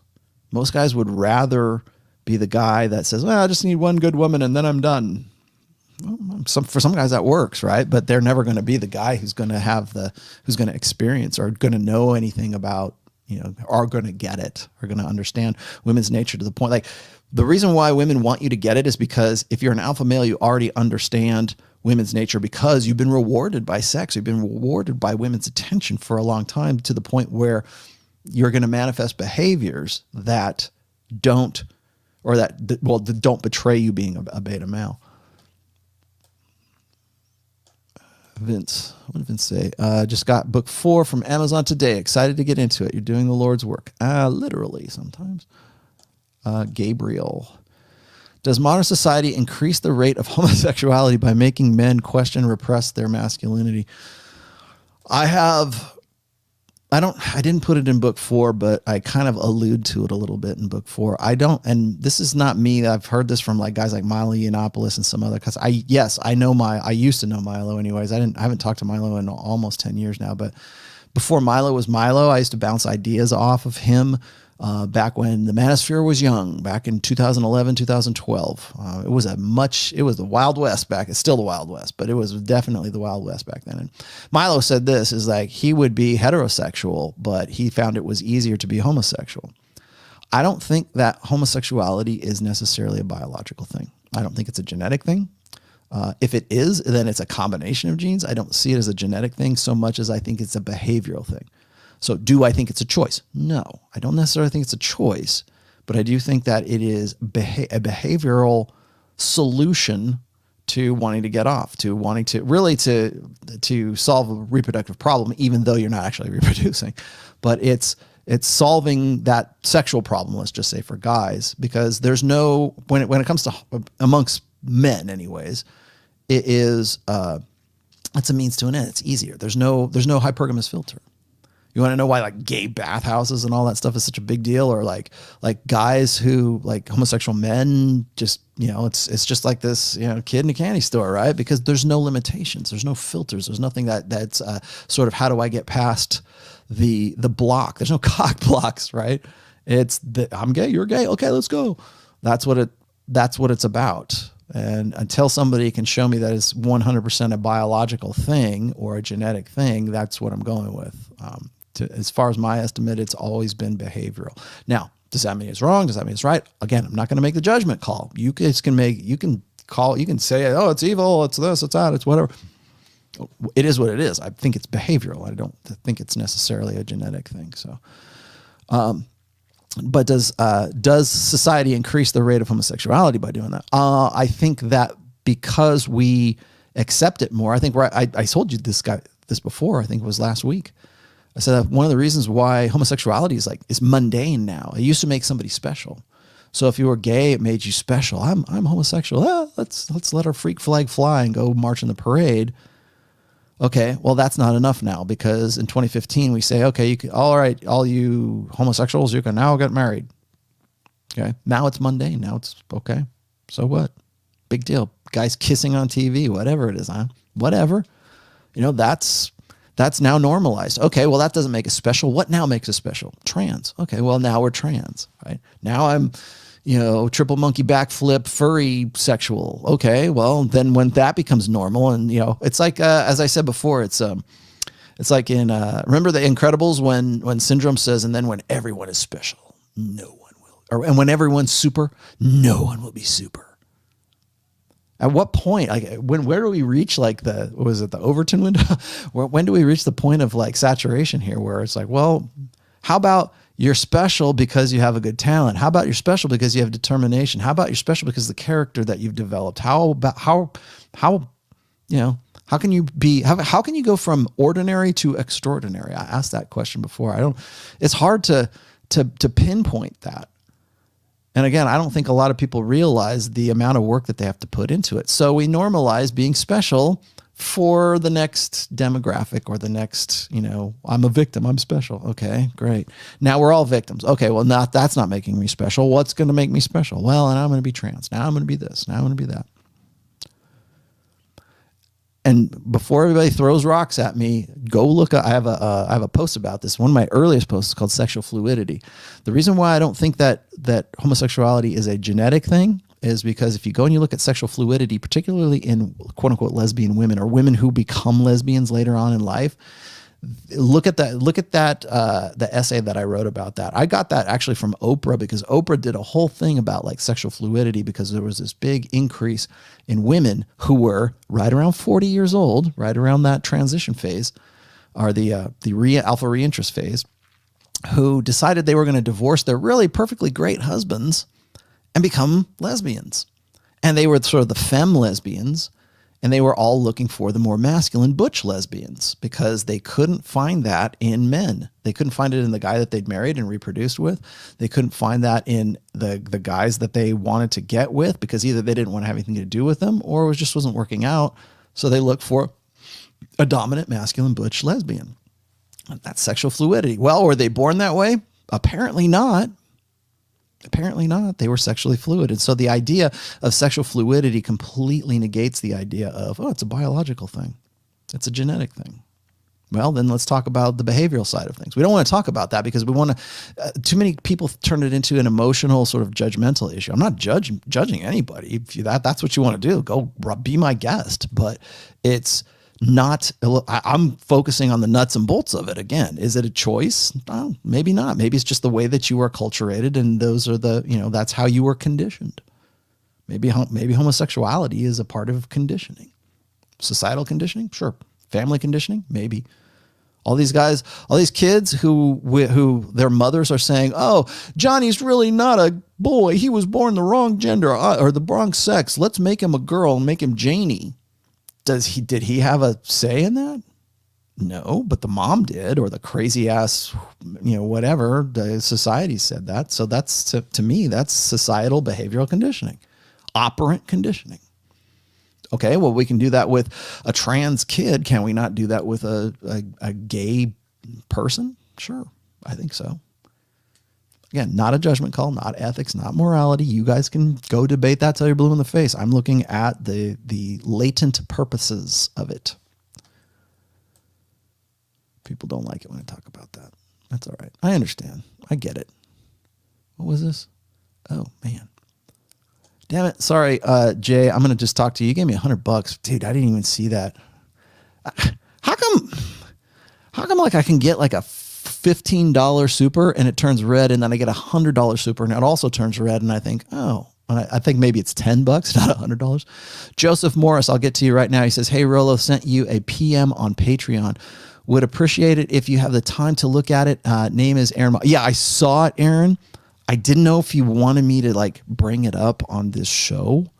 I will get back to you.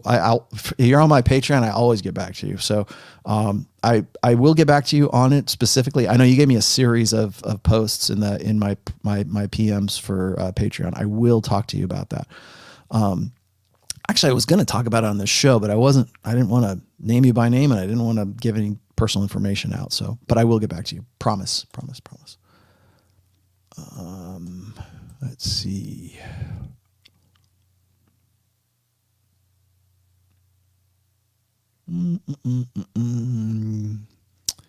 Vince got you. Mark Taylor. Oh, Gabriel says, does modern society... Okay, that was the homosexual question. Okay, here we go. I'm caught up. Mark Taylor says, the fourth book is awesome. I love that you used easy, simple words. You're welcome. Thank you. That was by design. Instead of complicated ones, it's so much better and flows easy. Keep doing that, please. I intend to. Let me explain something as to what my thinking is in that too. A lot of guys have complained about my last 3 books. Oh, you use these $10 words. I have, but I did so because I felt that they were necessary to sort of convey like certain thoughts. This one I wrote differently. I read a book called Writing Without Bullshit by Josh Bernoff. That really changed up my writing style. I'm still expressing some pretty complicated ideas. It's just that I'm not using like words that I think are in everybody's vernacular. I did that by design because when I wrote book 4, which is religion, as you can see right here, of course, if you're one of my readers, I want you to buy the book and be part of the whole red pill thing in the manosphere.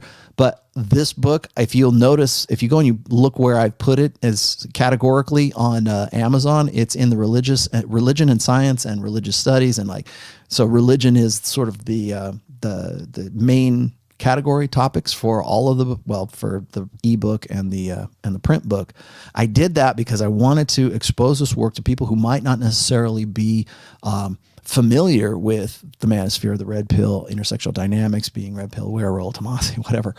And so I wrote it from the perspective that there's somebody who's going to read this is not necessarily always knows anything about red pill Twitter or red pill me or whatever. So that was by design. The other thing is that I think that I'm going to, like, if you go and you read any of my essays from like this last one all the way back to about like mid-July or June of last year, I adopted that writing style even in my blog posts because after reading that, my point is this, is the ideas are more important than actually how I express the ideas. So if I'm talking, I know that sounds really funny because I'm the guy that's like blathering on about shit all the time on this particular show. And, oh, he's got a 4-hour show again. These are complex ideas and one feeds into the next. And I had to learn the hard way to pace myself. Because I am of the opinion, and I use this, I don't know, this direction, this approach in book 1. I thought that book 1 was going to be the only book I ever wrote. And so I wanted to make it as comprehensive and I wanted to make sure that all the ideas got expressed because I didn't know if I was going to get another shot at it. And I think I still have some of that in my brain. And it certainly took Josh Bernoff's book to sort of convince me otherwise. That I think I put the ideas out pretty well. And like I said, we live in the TLDR generation. So when people say, well, if I'm really overly simple and I say, well, hypergamy is this, or people ask me, like when I was on Charlie and Ben podcast, what is the red pill? And again, my first expression was like, well, I can't tell you exactly, like nobody can show you what the red pill is, tell you what the red pill is. But that sounds like you're being evasive. But the problem is I'm not trying to be evasive. I'm trying to simplify something or simplify sort of a topic that has a lot of different subfields. So I can say, well, women's nature is this. I can't believe you'd say that. What are you, a sexist, misogynist son of a bitch? No, but because of X, Y, and Z. Well, X is this. And so what happens is I can simplify what I say. I can simplify the ideas. But what happens is people think you're not being thorough. And so my balance has always been this, and I'm starting to learn the opposite side of this. I always try to balance being thorough with being concise. So for me to make an assertion about women's nature, particularly in a gynocentric social order, to make those assertions makes me sound like I don't know what I'm talking about. But I do know what I'm talking about if you're willing to listen to me tell you why I think what I think. Most people don't have that time, or they don't want, again, TLDR, they don't want to they just want you to throw it in their mouths, the info bite in their mouths as they're driving through the drive-through at McDonald's. Give me that, thanks, I'm on to the next thing. And that's not how the red pill works. But in this one, I tried to simplify things as best I could because I knew that I would be stepping on a lot of people's emotional and ego investments, which is next to impossible when you talk about personal beliefs, and not just religious beliefs, personal beliefs. So yeah, personal belief can be religious, but also it's not just for the religious set, it's also for atheists too, because atheists have a set of values and have a set of beliefs as well. They might not be rooted in the same metaphysics that people with religious beliefs do, but they still have beliefs. And so I analyze that and I talk about that, talk about values and everything, but I have to make it something that everybody, the lay person, can understand. But thank you for picking up on that. That's great. I'm glad you think so. Let's see. What else do I have up here?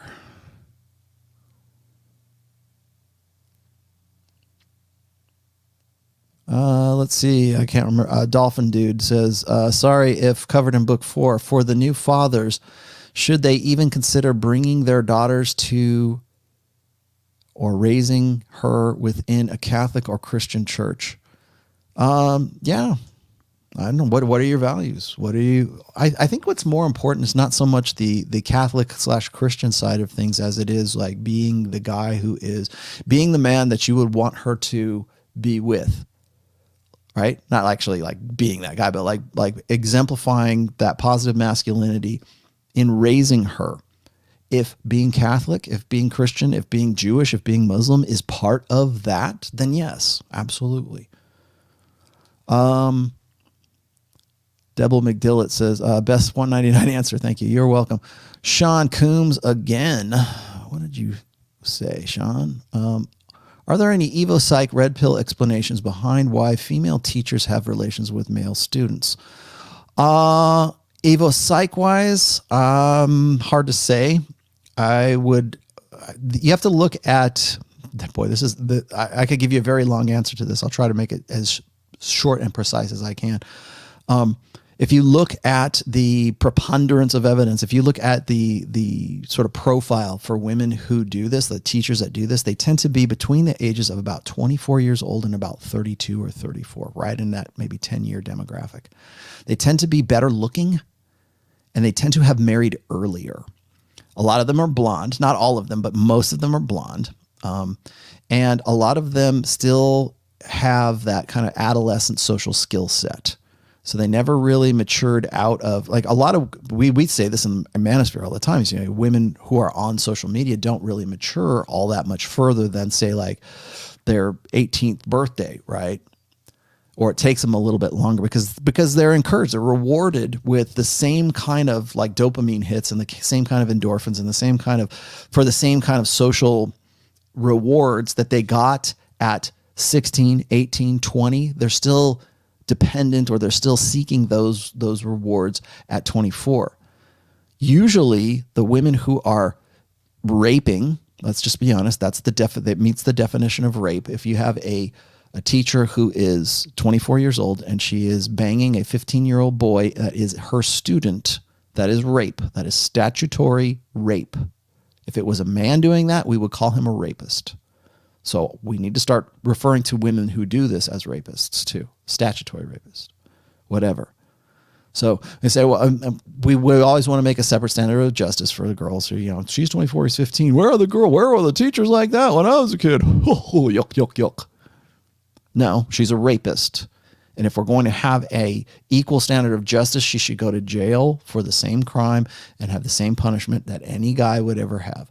Guys will go to jail, teachers will go to jail for an inappropriate text, yet we won't send, you know, Becky, the, you know, sophomore teacher at high school to jail for, you know, having sex with a guy, providing alcohol and marijuana to a kid in the back of the car and bang him multiple times. You'll also notice that in those cases, that so usually they follow that profile, right? The blonde, 24 to 34, somewhere in there. They also usually married young. So they got married when they were like 21, 22. So what happens is they sort of go through this, was it FOMO, right? Fear of missing out kind of thing. Making up for missing out. They do making up for missing out very early. And part of that is they think that, and maybe rightfully so, they believe that even if they get caught, there won't be any consequences. If they lose their job, whatever, it's okay. You know, I won't lose my job, because they know that in a gynocentric social order, there's going to be concessions that are going to be made for them. Even if they have to go to jail, they probably will never serve any time. They'll probably get community service or something. If you look at the majority of these cases, women don't go to, if they go to jail at all, they don't go to jail for that long.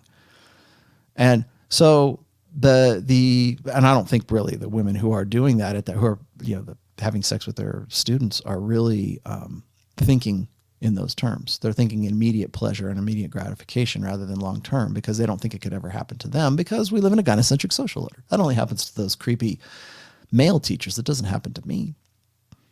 And it's love. It's all about healing, right? Then we make emotional appeals, and if that doesn't work, then we say, oh, well, I had a really rough marriage or whatever. And in all of those instances, the husband that they usually married early is a chump. And the reason why I say that is because in every one of these cases, almost every one of these cases, the guy sticks by her. Can you imagine, like, if you were a teacher, you're a male teacher, you're 24, 29, somewhat, and you're banging your 15-year-old student and you're going to jail for a long time, do you think the wife is going to stick with that guy? I'm going to stick by my man. No, you're not. You're done. That's it, because we live in a gynocentric social order. That's why.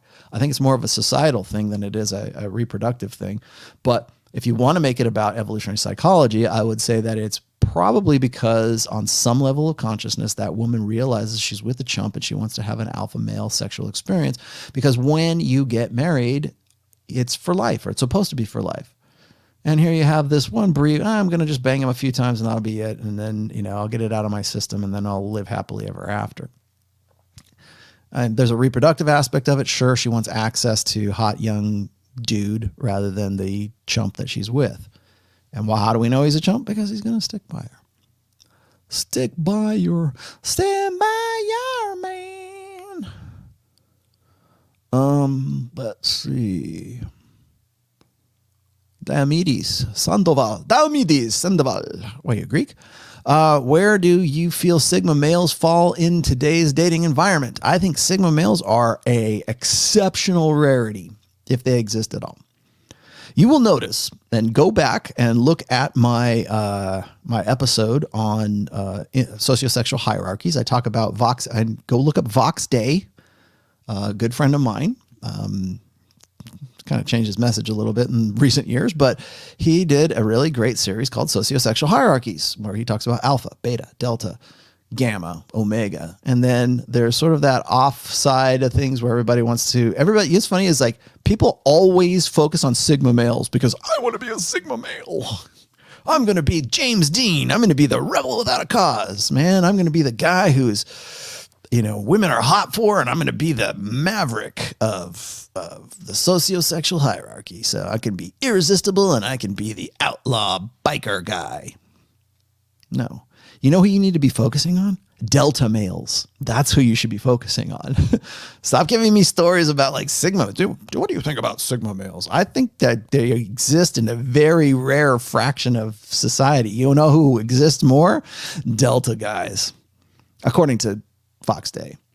Alpha males, pretty rare. Beta males, according to Vox, very, somewhat rare, mostly beta. I usually make distinctions between alphas and betas because it's a nice abstraction. That's all I use it for. I'm not trying to say men are silverback gorillas. But if you go by sociosexual hierarchies, and that is what Sigma male is from, they're exceedingly rare. Less than 1%. A fraction of 1% of guys. Everybody, let's focus on, wow, that sounds like that's a specialty class in D&D, right? A prestige class. No, you need to be focusing on delta males because that's who you're going to deal with for probably most of your life. Guys who go along to get along. Guys who are the survivors. Guys do just what they need to do. Go home, drink a beer, watch The Bachelorette, and jerk off, and then get up and go and do it again. You're going to deal with those. That's what you should be focusing on. If you want to avoid something, or you want to be something different, or you want to try to like change your stars or whatever, don't be a gamma. Definitely don't be an omega. But you also need to watch out for like the most common, which is the delta male guy. Go watch that video before you ask me questions. What's a Sigma male? How do you think how do I be a Sigma male? Because that sounds like a really great thing. Well, I'm not saying it doesn't exist. It does, but Sigma males are exceedingly rare, my friend. Are they there? Yeah. Sometimes they're rock stars, right? Sometimes they're not. Whatever. Look into delta males before you start asking about it. Then once you sort of wrap your head around deltas, then you could start looking at other things. Christian Silver, Christian Silvers. Hi, Rollo. What would you recommend to do when it comes to face situation with female customer at the gym, which flirt or throw me AOIs? Christian, how attached are you to your job? That's my first question. Do you really need this job? Because if you're going to explore getting after it with girls who are actually members of the gym, you're putting yourself into a really difficult situation. If you want to meet them afterwards, or if you happen to bump into them, or they're talking to you in the parking lot or whatever, that's different. My rule of thumb for dating women in the gym or like at school or in places where you're going to see them over and over and over again is don't do it. If you happen to meet them somewhere, or you bump into them, or, hey, I know you from the gym, or, hey, I saw you at this class, that's another thing. But being in that situation, you need to be first of all, I go to the gym, and I've always had and this is going to sound like really conceited, but I've always been of the opinion that I'm at the gym to work out. And that was even when I was single. To this day, I don't carry my cell phone. Two places I don't take my cell phone: when I'm walking my dogs and when I'm at the gym. Because I see, there's so many, you guys seen this, I'm sure. So many girls, it's just like they're in between sets and they're just sitting. I was like, dude, or guys even, right? They're in the freaking squat rack, or they're on something that I need to use, and they're like, oh, hang on, I got one more set. Go back to, are you here to freaking work out, or are you here to, like, you know, talk to your friends on, are you going to make a TikTok video while you're here? I would keep that separate. Some guys will disagree with me, but I would say keep that separate, because if, for sake of argument, you get with that girl, things work out for a little while, and then you have a falling out, or you turn her into a plate, and you got to see that chick. You hope you're not attached to that gym, because you'll be going somewhere else, or she'll be going somewhere else, or whatever. And if you work, again, it's the workplace thing that's combined with the gym. It's just a bad idea. If she's giving you eyes, women are like throwing themselves at you at the gym, it's usually because you're probably jacked, or because they really are into you physically. Take it away from the gym. Move it away from that environment, because that's where she wants to. You're got to isolate anyways. That's just good game. You don't want to be there in a public kind of thing. You don't want to, especially if you're working there, you don't want to game girls in that position. You game them off site, off premises. Hill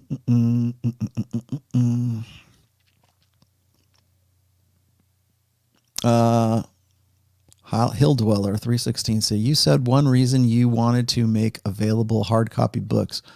The electronic ones are subject to remote deletion. They can be, yeah. Unfortunately, that's modern day book burning, my friends. Please buy the print books, and buy your books with cash if you can. And that's going to be my new message for this whole, probably for the next 4 years, maybe beyond that. Buy your books with cash. Buy print books and buy your books with cash. Terminator says, do you think AI will be an extension of our consciousness because majority of people can't put the differences aside due to tribalism? Tribalism is something that is part of the machine with us.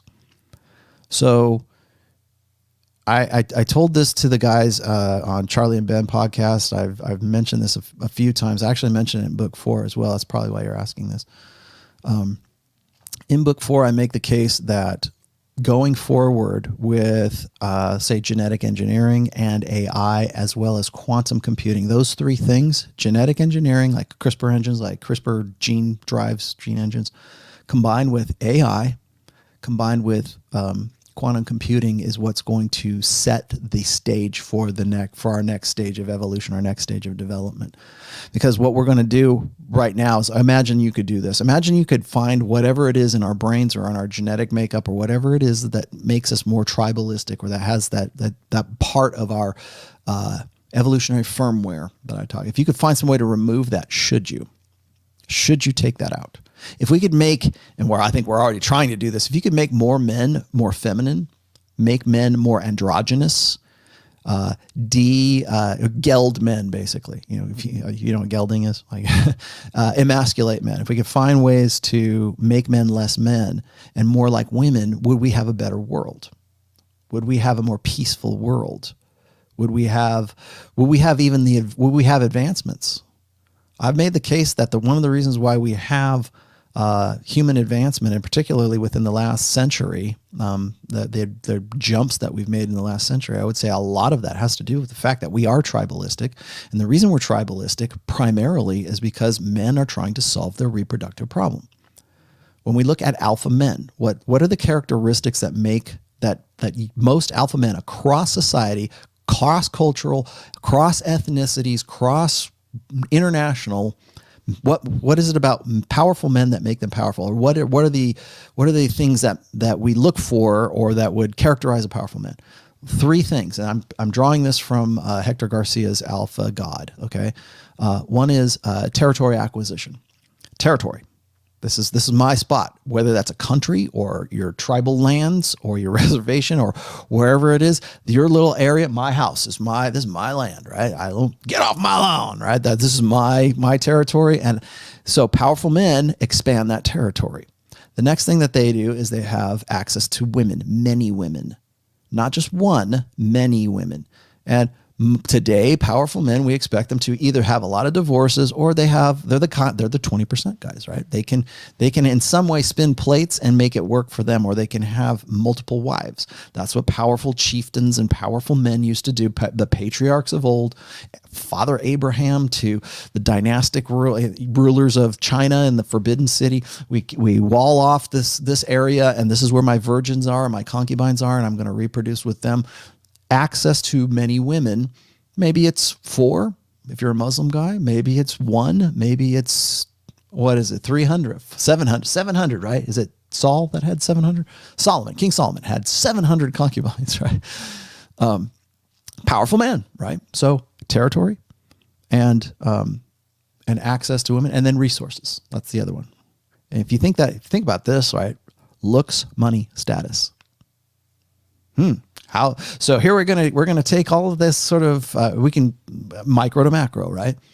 Talk about hypergamy from micro to macro. What about men's nature? What makes for a powerful man? Territory, resources, and access to a lot of women, reproduction, and spreading the seed. What you guys will tell me of this right now is that, what is it? 1 man for every 17 women reproduced as far back as 8,000 years ago, which is I believe it's after agriculture. Was it Genghis Khan? 1 in every 200 men on planet Earth is a direct descendant of Genghis Khan. Powerful guy, territory, lots of chicks. Now, maybe not willing chicks, but had lots of chicks and had lots of resources enough to defend and to feed his army and all the other great things that Genghis Khan did. Powerful man, had all 3 of those things. Should we eliminate that? If we could eliminate that nature from men, should we do that? Like if we could breed it out or genetically remove that, that's an ideological call. And that's what I talk about in book 4. And I also talked about this with Charlie and Ben, was we are at a stage right now where our technology is advanced that we can alter the course of human evolution. And we will do so according to ideology. And what is a prevailing ideology right now? Gynocentrism. So if we can cut the dicks off of enough guys, if we could find some way to make them more like women, will we have a better society? Because we're getting to the point where we could almost do that. Go watch Gattaca. Great movie. Can we do that? What about AI? Well, okay, maybe AI is the enforcement angle of that. Quantum computing, go look up quantum computing combined with AI, combined with genetic engineering. These are just things I'm like peripherally interested in. I'm not an expert, but I'm just saying that I think that going forward ideologically, ideology of this era is going to inform the decisions that we make for future control of our engineering, our next generations, and engineering in or out of people. We can control our evolution. We can make designer babies. Okay, well, should those babies be male or female? Should we kill off the male babies so we have more female babies and women would rule the world? Enough guys who think that they're going to get laid or going to get approval for that. If you're a genetic engineer and you're a beta chump and women say, we need more female babies and we need more little male babies that think like females. Oh, no problem. Well, if I do this, will I be your man? Sure you will. Okay, fine. We'll create. I'm being facetious, of course, but it's the idea that what influences our ideologies right now is going to direct us in the future. I know that's a scary thought in some ways. Again, book 4, go read it. It's in there. Let's see. I already talked to you, Joseph. I will get back to you. Lucas Bly says, what are the key things in a man for 28 HB8? The key things in your 28, realize that, first of all, you need to be your own mental point of origin, as you already realize, and you probably know. Also, at 28 and you believe you're an HB8, is that what you're saying? What are the key things in a man for 28 HB8? Like you're an HB8? I'll usually refer to women as HBs because that's old school PUA stuff. But if you're 28 and you're just this side of getting up, you're on your ascent right now for sexual market value. be aware of the game. Be aware of the game that you're involved in. That's probably the best advice I can give you. And then be aware of women's nature and what it is that they're looking for at those particular stages of maturity. Again, the reason I wrote Preventive Medicine, the second book, was so that you would have at least some sort of predictive framework to work within. I'm not saying all women are like this, but enough of them are that you can make sort of general assumptions about what they're going through and what they're doing at those particular times in their lives. Beer flu equals the Rona. Oh, is that what it is? Equals 2020's over. Shutdown bug. Oh, is that what that is? Beer flu. Beer flu. We're not going to call it like Wuhan, China flu. Ex Daisy says, why is my ex texting me about her abusive boyfriend? Because you are the safe guy. And I have John from Modern Life Dating trying to get me on audio. John, I'm on the show right now, dude. Probably because she sees you as the safe guy. She sees you as the guy that she wants to go back to because you're comforting. Dragon M says, if someone has a personal question to ask you, how would they contact you? Email me at rtrationalmale.com. You can ask me questions there. The best way is, of course, to become a Patreon subscriber for only $5 a month. You can hit me up in the private chat there as well. Links to that right down there. A plethora of me. As a woman, next, raised by men growing up, allowed me to hit puberty late.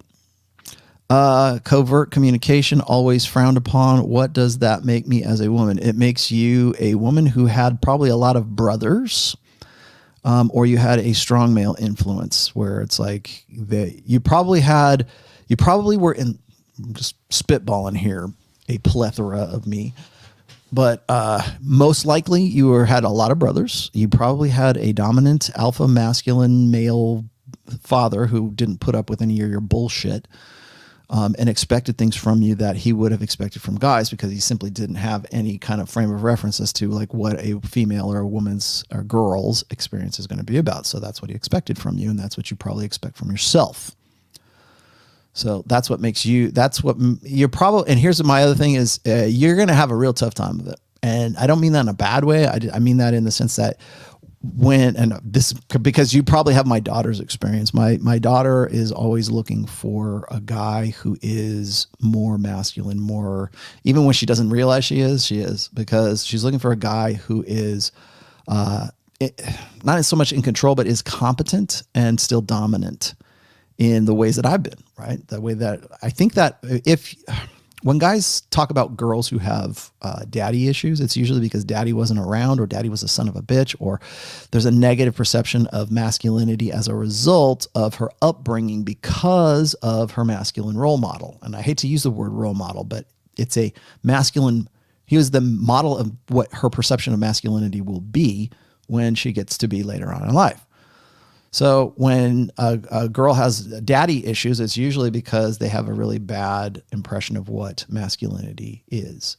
So they opt for abusive relationships. They opt for guys who are pathological. But really what they're looking for, and probably in your case, is if you had an active father, or if you had a series of brothers or whatever, where you were, if you were sort of, like you said, raised by men. That's true also, by the way, is when there are males in a little girl's life, like a brother, an older brother, or older brothers, maybe even younger brothers, more men, there's more masculine influence in the, like maybe you have a father that's still around and you have a bunch of brothers. Your communication, of course, is going to be a little bit odd. You probably still communicate covertly. You just don't realize that you are. But you are 100% correct, because studies have shown that when there is a man in the house, girls go into puberty later. That is an evolutionary thing, because when a father is not present, women go into puberty earlier. Like girls go into puberty earlier. If the father's not around, or if a brother's not around, they tend to become more sexually mature earlier on. Now, there's a lot of speculation as to why that is. I happen to think that it's an evolutionary thing. So if there are brothers around, if there's a father around, it's like the mate guarding dynamic that I talked about in the mate guarding episode. So there's girls tend to go into puberty later as a result of that. Not they're still going in sooner than boys are, but the result is that there is less of an opportunity because of the masculine influence there. That is sort of like the protectors of the tribe, right? The boys are there. The brothers are there to protect the tribe, to protect the women folk, the reproductive interests of that tribe through altruism. We call it altruism anyways. But you're 100% right. Mark Taylor says, have any of your haters ever tried to hit up your wife to get her to cheat on you, to discredit your work and embarrass you or anything else? I don't see how they would do that because my wife is not on any form of social media whatsoever. Try me on that. Go look, go see if there's a Mrs. Tomassi. There's a lot of guys out there right now who want to dox me and dox my wife and dox my daughter. I know who you are. Your sons of bitches. I get it. There's nothing I can really do about it because as soon as I find some way to have them take your stupid fucking channel down because you're breaking the terms of service for whatever, you're just going to start another one. And you're just going to, because you have these stupid fucking middle school fantasies. That's all you're about. But whatever. But please be my guest. Go try. I will say I will tell you right now. My wife does not have Facebook. She does not have Instagram. She does not have a Twitter. She does not have any form of social media whatsoever. That's it. So, no. So the answer is no. No one's ever done that. Even jokingly, no one's ever done that. Vincent Ryder. What Blue Pill song ruined your teen years? Mine was Depeche Mode, Somebody. I was such a wimp back then. There's a lot of them. There's probably too many for me to really count. I'll tell you what's funny is I've got my, and I realize this is old, but this is my iPod. I like my old iPod because it does what I want it to do. Sometimes old technology is better. But in my iPod, and I realize there's music services and Spotify and everything else. I get it. But sometimes I'll go back through my old MP3s and I'll listen to something from the 80s and I'll go, yeah, it's and I will keep on. Oh, wait, no, this is kind of, and then so it'll hit me like, what the fuck was I thinking? Why did I think this was such a great song? The music is catchy. There's good hooks in it. There's nothing wrong with enjoying the music. It's just that you have to kind of like take a step back mentally. I have to anyways, take a step back mentally and go, okay, well, this was one of the things that caused the problems that we have today. I think, at least for generationally anyhow, there's modern songs that are worse than the 80s songs. So, I think really what it comes down to is sort of stepping back mentally and just sort of taking it for what it is. If you really like a song, like I like a lot of really hard driving metal kind of stuff, but that's not to say I don't like Steel Panther or like I can't listen to Journey or something like that. I can listen to it, but it's harder to get into, I think. Silver Bishop says, hey, Rollo, thanks for your work. Robert Greene's books are really good shield against pathological personalities. They are, because it puts you in it's a frame of thinking, like because pathological personalities default to certain laws of power because it works for them. That's what sustains and reinforces those pathologies. Plethora of me. How can I get a coaching session with you? Well, you can hit me up on Patreon. Where are you? Sorry, I had you a minute ago. There you are. How can I get a coaching session with you? Brief description. I'm 32, career-oriented mother of an 8-year-old. My daughter's father is a deadbeat. How can I get personal one-on-one coaching? I don't do coaching. I do counseling. I can give you analysis of your situation and what you're in. You can email me at rationalmale at gmail.com. There. And so you can also find that all of my contact information is in every description of every video I do. So you can look that up, or you can become a Patreon member and then you can contact me that way too. Sure. Just hit me up. Again, coaching is not what I do. I do a counseling. I do analysis. I'm not a psychologist. I'm not a coach. I'm just a dude who can give you an idea of what I think is going on with you. And despite popular opinion, I don't care if you're a guy or a girl, you want some counseling, I guess. I don't know what to call it. Nick says 23, 5, 10 in the gym. Cool. No approach. No approach A, anxiety. Read book 1 and 2, left an on and off LTR. Good for you. Myron said to focus on the gym and money at the moment. For how long? 4 or 8 months? You're 23. How about 7 years? That sounds like a good, nice round number. 7 years. That's how long you should focus on that. Focus on gym and money for till you're 30 years old. Don't think about a girlfriend. Don't think about an LTR. Don't think about on again, off again. Spin more plates, my friend. Spin more plates. I know that sounds kind of brief, but really that's simplistic. Simply put, that's what you should be focusing on. Karim says, don't you think that spinning plates can be a distraction because you can fall into the trap of seeking external validation? Yeah, if your whole life is about spinning plates, if that's all you do. I'm not saying, see, here's the thing is a lot of guys think that if they're not spinning plates, then they should be in a relationship. It's one or the other. Kasim, this is like, and I'm not coming down. I'm not trying to flame you or anything, but usually it's guys who say, well, don't you think spinning plates is a bad idea because ultimately you'll be seeking external. Well, if you're the kind of guy who seeks external validation in the first place, that's the main problem, not spinning plates. The fact that you go, well, I'm going to spin plates because I want to feel good about myself. No, you want to spin plates because you want to have a multitude of sexual, sometimes just personal, personal relationships, with women. You don't have to go, oh, well, I'm just going to have flings and whatever. Again, spinning plates is not just about banging anything on 2 legs. Okay. You could still be selective about the roster of girls that you have. There's nothing wrong with that. If you're thinking, because a lot of guys, when it comes to guys who are sort of invested in what's called strategic pluralism theory, they think that they have to put all their eggs in one basket. They have to put all of their intimate focus, all of their intimate effort into one woman. Because if they don't, then they're ethically, moralistically, whatever, personally, they're wrong, and and so because they feel wrong, they think that they have to do that because of some sort of validation. Whenever somebody says, well, you only have good-looking girls because you want to feel socially validated. No, I just want to have hot sex with that fucking hammer of a girl over there. That's what I want.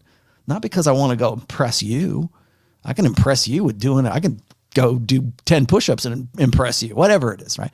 It's not about validation. But the reason why you think that is because it's been fed into your brain that the only reason you would have sex or you'd want to be with that girl or you'd want to be with multiple girls or the only reason you do anything at all in life is because you want to feel good about yourself and validated. Well, maybe not, but is that what's motivating you? No, it's the crisis of motive. Why do you do what you do? Why do you get in the shape? Why do you go to the gym?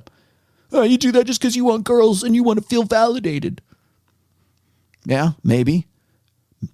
So, or maybe it's, well, I want, like guys will tell me this. They'll go, I go to the gym for me. I do this for me. I want to be strong and be able to lift heavy things and be in good, vigorous health. Good. Yeah, and also just so happens that when you do that, you look pretty good and like women give you IOIs and they want to fuck you. Okay. Well, if all I see is those 2 things, guess which one I'm going to say? Well, because I'm trying to compete with you, right? If I'm a single guy, I'm going to say, well, you're only doing that because you want to get pussy. You're just a pussy hound. That's why you go to the gym. You're a gym bro because you want to get laid. First of all, there's nothing wrong with that. But second of all, yeah, okay. And then also I happen to do it because I want to stay in good shape. Maybe I want to be an amateur bodybuilder. Maybe I want to be a professional bodybuilder. Who knows? But it's a crisis of motive, and that's just one example of it. Why do you earn a lot of money? Why do you drive that car? Why do you have these hobbies? Why do you have your dog? Why do you have this wife? Why do you have you just want validation. You just want to feel good about yourself. Yeah, you're damn right. Okay, fine. What's fucking wrong with that? The validation thing is usually something that's fed into guys' brains as sort of this, you should be ashamed of yourself because it's intrasexual competition. So don't start thinking about like things in a trap of seeking external validation. Well, where do you get your validation from? Where should you get your validation from? Assuming first of all, I think a validation as a principle, as a concept is just Oprah, Dr. Phil bullshit. That's number one. Second of all, even if it was true, where are you supposed to get it from? Where else do you get it from? inside, dig into that deep well of confidence that's deep down in you because it's like some metaphysical energy, spiritual secret, woo-woo magical send positive juju into the universe bullshit? Where is it? Where else do I get this magical validation from? Well, you should just believe in yourself. Well, good. That works great in Disney and Pixar, but it doesn't mean jack shit. Most people, when they feel good about themselves, it's because they got approval, they got rewarded, they got reinforcement. Good job, Jimmy. Good, nice touchdown. You scored. Good. Where else? Tell me where else you're going to get it from.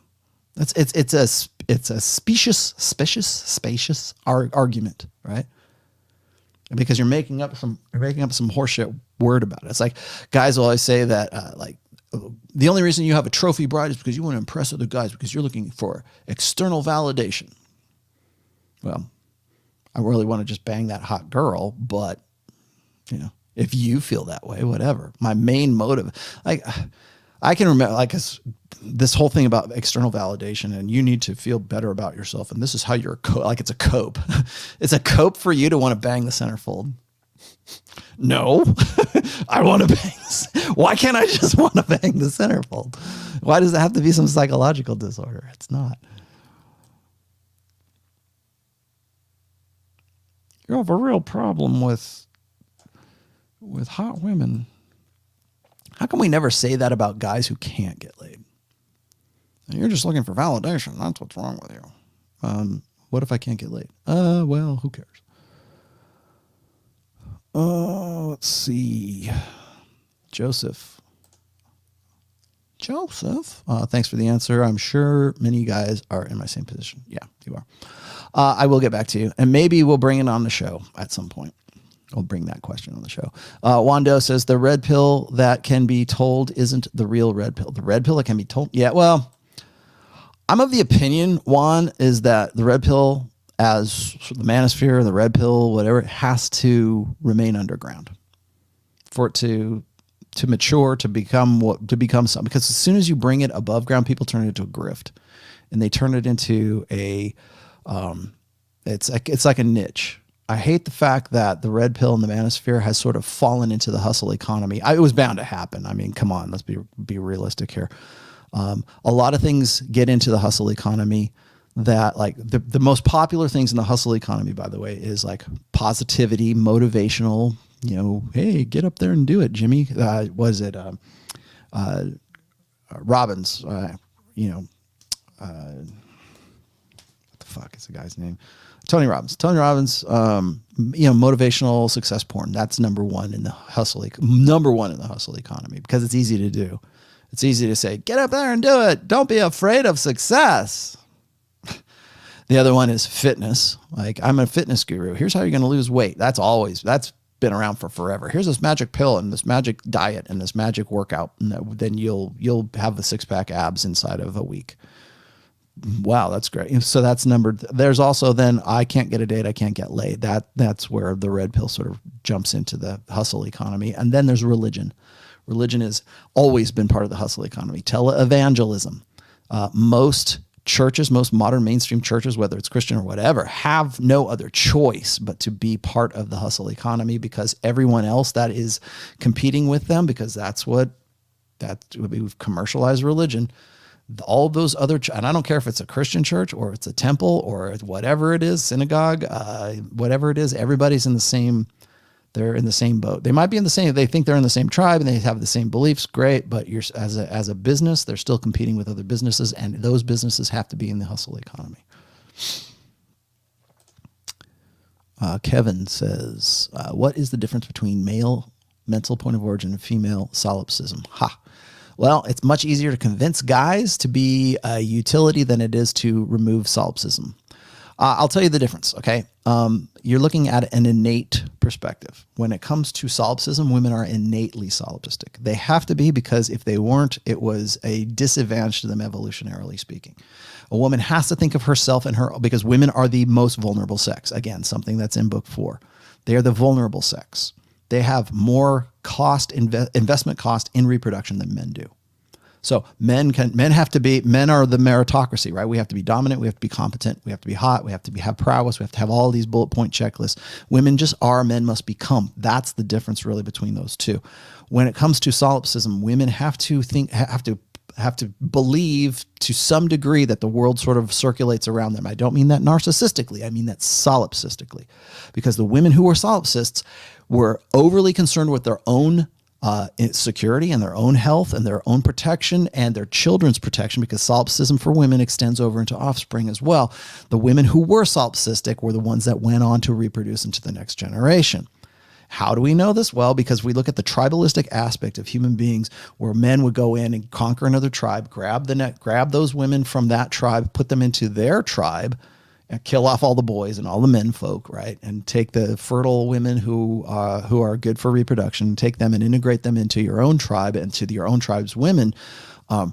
There had to be a mechanism, a psychological mechanism. I talk about this in the War Brides dynamic, in the War Brides essays that I've written, is as a result of that, an innate solipsism is part of women's natural proclivity. They have to believe that they're the center of the universe, or they have to, and I mean that in like I'm giving a very extreme example here, but like they have to believe that they're the most important thing, and as an extension, their children are the most important thing, because if they don't, they tended to die. So that's why. For men, mental point of origin can mean, like, there's alpha males, there's beta males, there's people who are more dominant and less dominant. Mental point of origin is really sort of a training. It's like making you think that you have to think of other people first rather than yourself first. You don't have to do that with women. That's innate for women. For men, you can teach them one way or the other. That's the difference. It's an innate thing for men, or for women. It's and I'm not saying you can't learn it as a guy. You certainly can, but it's a learned thing rather than an innate proclivity for men.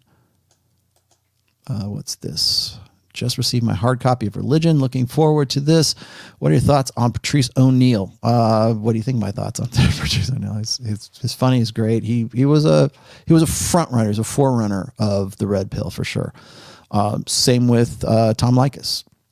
I think Tom Likas could have done a lot more with like the manosphere and the red pill if he wanted to. He made enough. He made his money and he moved on. Right? He was good for what he did. I call Tom Likas as well as Patrice O'Neill. You know, they had a lot of insight about intersexual dynamics. Single women over 30 are crazy and damaged goods. Narcissistic BPD, former party girls, etc. Reason why guys didn't lock them down. Could be. Definitely. Could be that they're not crazy. They just believe the social conventions that sort of gratified what it was they were doing. Remember, a lot of the reasons why we call women BPD or social like misfit, well, it's misfits, or like narcissistic. Like, remember, narcissism is not necessarily solipsism. Narcissism, it extends from solipsism. So. Antonio Espinoza says, is it going to be more difficult for a guy with a daughter to find an LTR with a woman with no children? No. I have read that women are jealous if some of the attention is taken away from them. I think it depends on the context, to be honest with you. But I think that when guys are single fathers, whether they have a boy or a girl, it's almost an advantage to them, because it is confirmation. It is proof of concept that the guy is definitely parentally invested. He's already had some. It's when you have a guy who is like, maybe he's a widower, or maybe the wife is crazy and she was away in jail or whatever, for whatever reason. Remember how rare it is for a single man, for a man who's either divorced or whatever, to have custody of his kids. It means that he had to have had, like, the woman that he had, the mother of his children, had to be really fucked up for her not to at least even get like partial custody of it. But here's the guy with custody. Usually this situation happens because the guy's a widower. And so you've got that going for you. You've also got the fact that it's confirmation. So we already know that the guy is a good bet for parental investment, because some woman already wanted to have his kids. And so here they are, and he's got them. So I don't see it as being it's certainly not as great a disadvantage as it is for women. Marcus David says, you agreed hypergamy maximizes the genetic fitness of our species. Yes. So shouldn't we let hypergamy and the feminine imperative run rampant? No. I said it works best, but it doesn't always work. It doesn't always work to our advantage, let's just say. Or does it need to be moderated to keep society stable? Okay. So what you're looking at here is, we say, well, isn't hypergamy a great thing? Well, from a practical sense, it is. In theory, it is. In practice, it's not, because it's very easy to convince women of like what they think. Like, women do not always know best when it comes to reproduction. We know this. Okay. Why do we have 42% of children being born out of wedlock? Would it not be best for that woman to actually have a involved, father of their kids? Like, because right now we can remove men from the equation. Shouldn't that be for the best, Marcus? Like, societally, wouldn't that be for the best? Because you can just go freeze your eggs until you're ready, ladies, and you can go get a sperm donor, and then you don't even need a father because you're everything. You can be everything to everyone. Is that not best? Well, we give women, if we already done it, Marcus, we're already where you're at. We're where you're saying, because we've removed all stigma from women when it comes to giving them complete unilateral control of the reproductive process for humanity. So we don't have to have, and by 2030, 2040, what's that going to look like? Right now, we have divided men and women so thoroughly that women say, well, they literally think we don't need a man. We can just do it all ourselves. We'll just make if we have a boy, we'll either kill the boy or we'll turn it into a very feminized, gelded boy. Is that good? It's not the selection. I think what the problem is that we believe that women have some kind of innate ability to figure out what's best for them and what's not. Because for society-wise, the reason why society is what it is, like when it comes to like human progress, let's just say, we need beta males. We also need alpha males. We need beta males to build things. We need beta males to figure. You want to know why we have human intelligence? This is me talking. Okay. One of the reasons I think we have like human intelligence is what it is because it's been beta men who have had to be clever and innovative and improvise and figure things out to do an end run around hypergamy. So that we come up with novel ideas. We come up with new behaviors. We come up with new thought patterns. We come up with new inventions. We come up whatever we can do to figure out how we can get that girl to have babies with us. Because left to their own devices, they're only going to bang Chad and have his babies and then expect those beta males to raise Chad's children. Well, that's not in the interest of the beta male who is also just as interested in his own paternity as Chad is. So, does it need to be moderated? Yes, and it has been for a long time up until the sexual revolution. Again, something that's in book 4. Kareem, I'm not advising against spinning plates. I think anybody who's done it knows it can be very addictive, thus distracting you. Okay, well, yeah. I've always been like, my expression is this, is I think a lot of guys, again, Kareem, is a lot of guys will take that to the extreme. Well, I got to spin as many plates as I humanly possible. I got to do this. Well, yeah, but within reason. I got so many guys that will say, well, I can't possibly spin plates because it's just too time consuming, or I can't keep up with it, or I need a spreadsheet, right? No, you don't. How many plates do you think like if you adopt a plate spinning lifestyle, or if you're into non-exclusiveness as a guy, right? I'm just gonna play the field, whatever. How many women do you think the average guy who adopts that and can actually make that work for him? How many women do you think he's actually spinning at one time? 4? 5? More like 2 or 3, maybe 4. Maybe 3 that are sort of standards, and there's 1 that he's kind of working on. Rarely is a guy like spinning plates. He's got to be open to the idea that he can be with whoever he wants to. Like, I'm into non-exclusivity. That's it. Good. Okay. Well, if you are spinning plates, it's usually you don't have. It's not like you're spinning 10 girls at the same time, unless you're like a rock star or something. Very rarely. So how much energy and effort do you actually have to apply to that?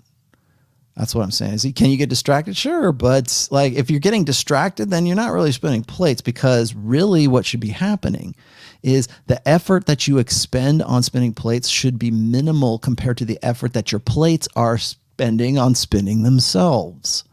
When guys tell me, well, I can't do that because I have to maintain so many, I've got to call this girl and then I got to call this girl and I got to do that. Who has the time?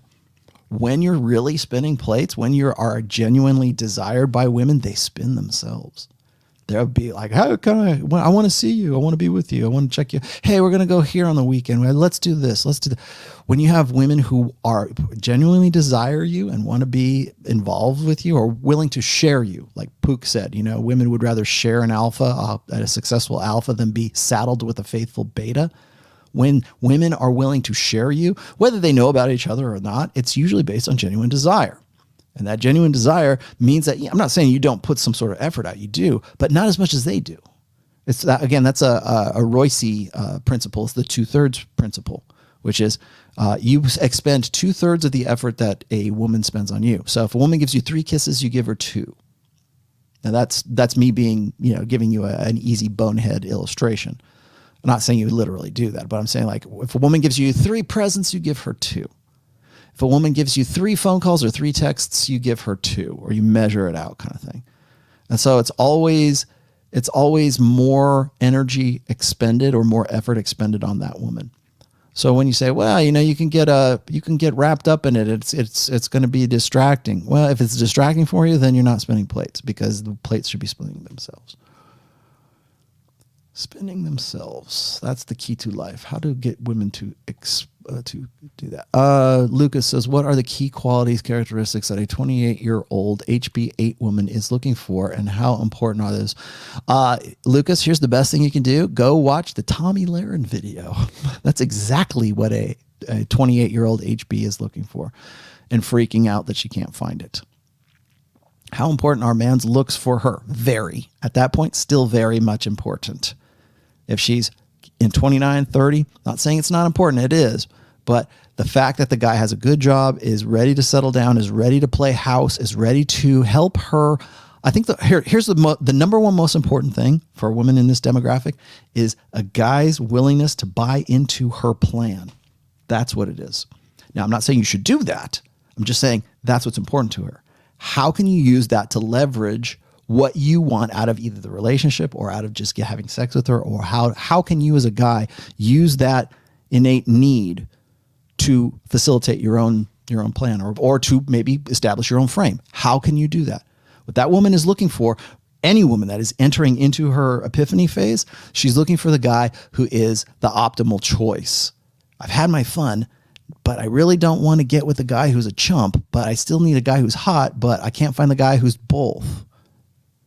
So, and again, do you have to cater yourself to that? No, but you have to remember that that's what you're dealing with. So how you use that information, how you leverage that, is really kind of up to you. What women at 28, 29, 30, 31, somewhere in there in that epiphany phase, they're looking for the guy who she thinks is going to be the best optimization at that time. Again, the reason why Tommy Lahren is freaking out is because she can't find that. Not for her, not to her degree of hubris, anyways.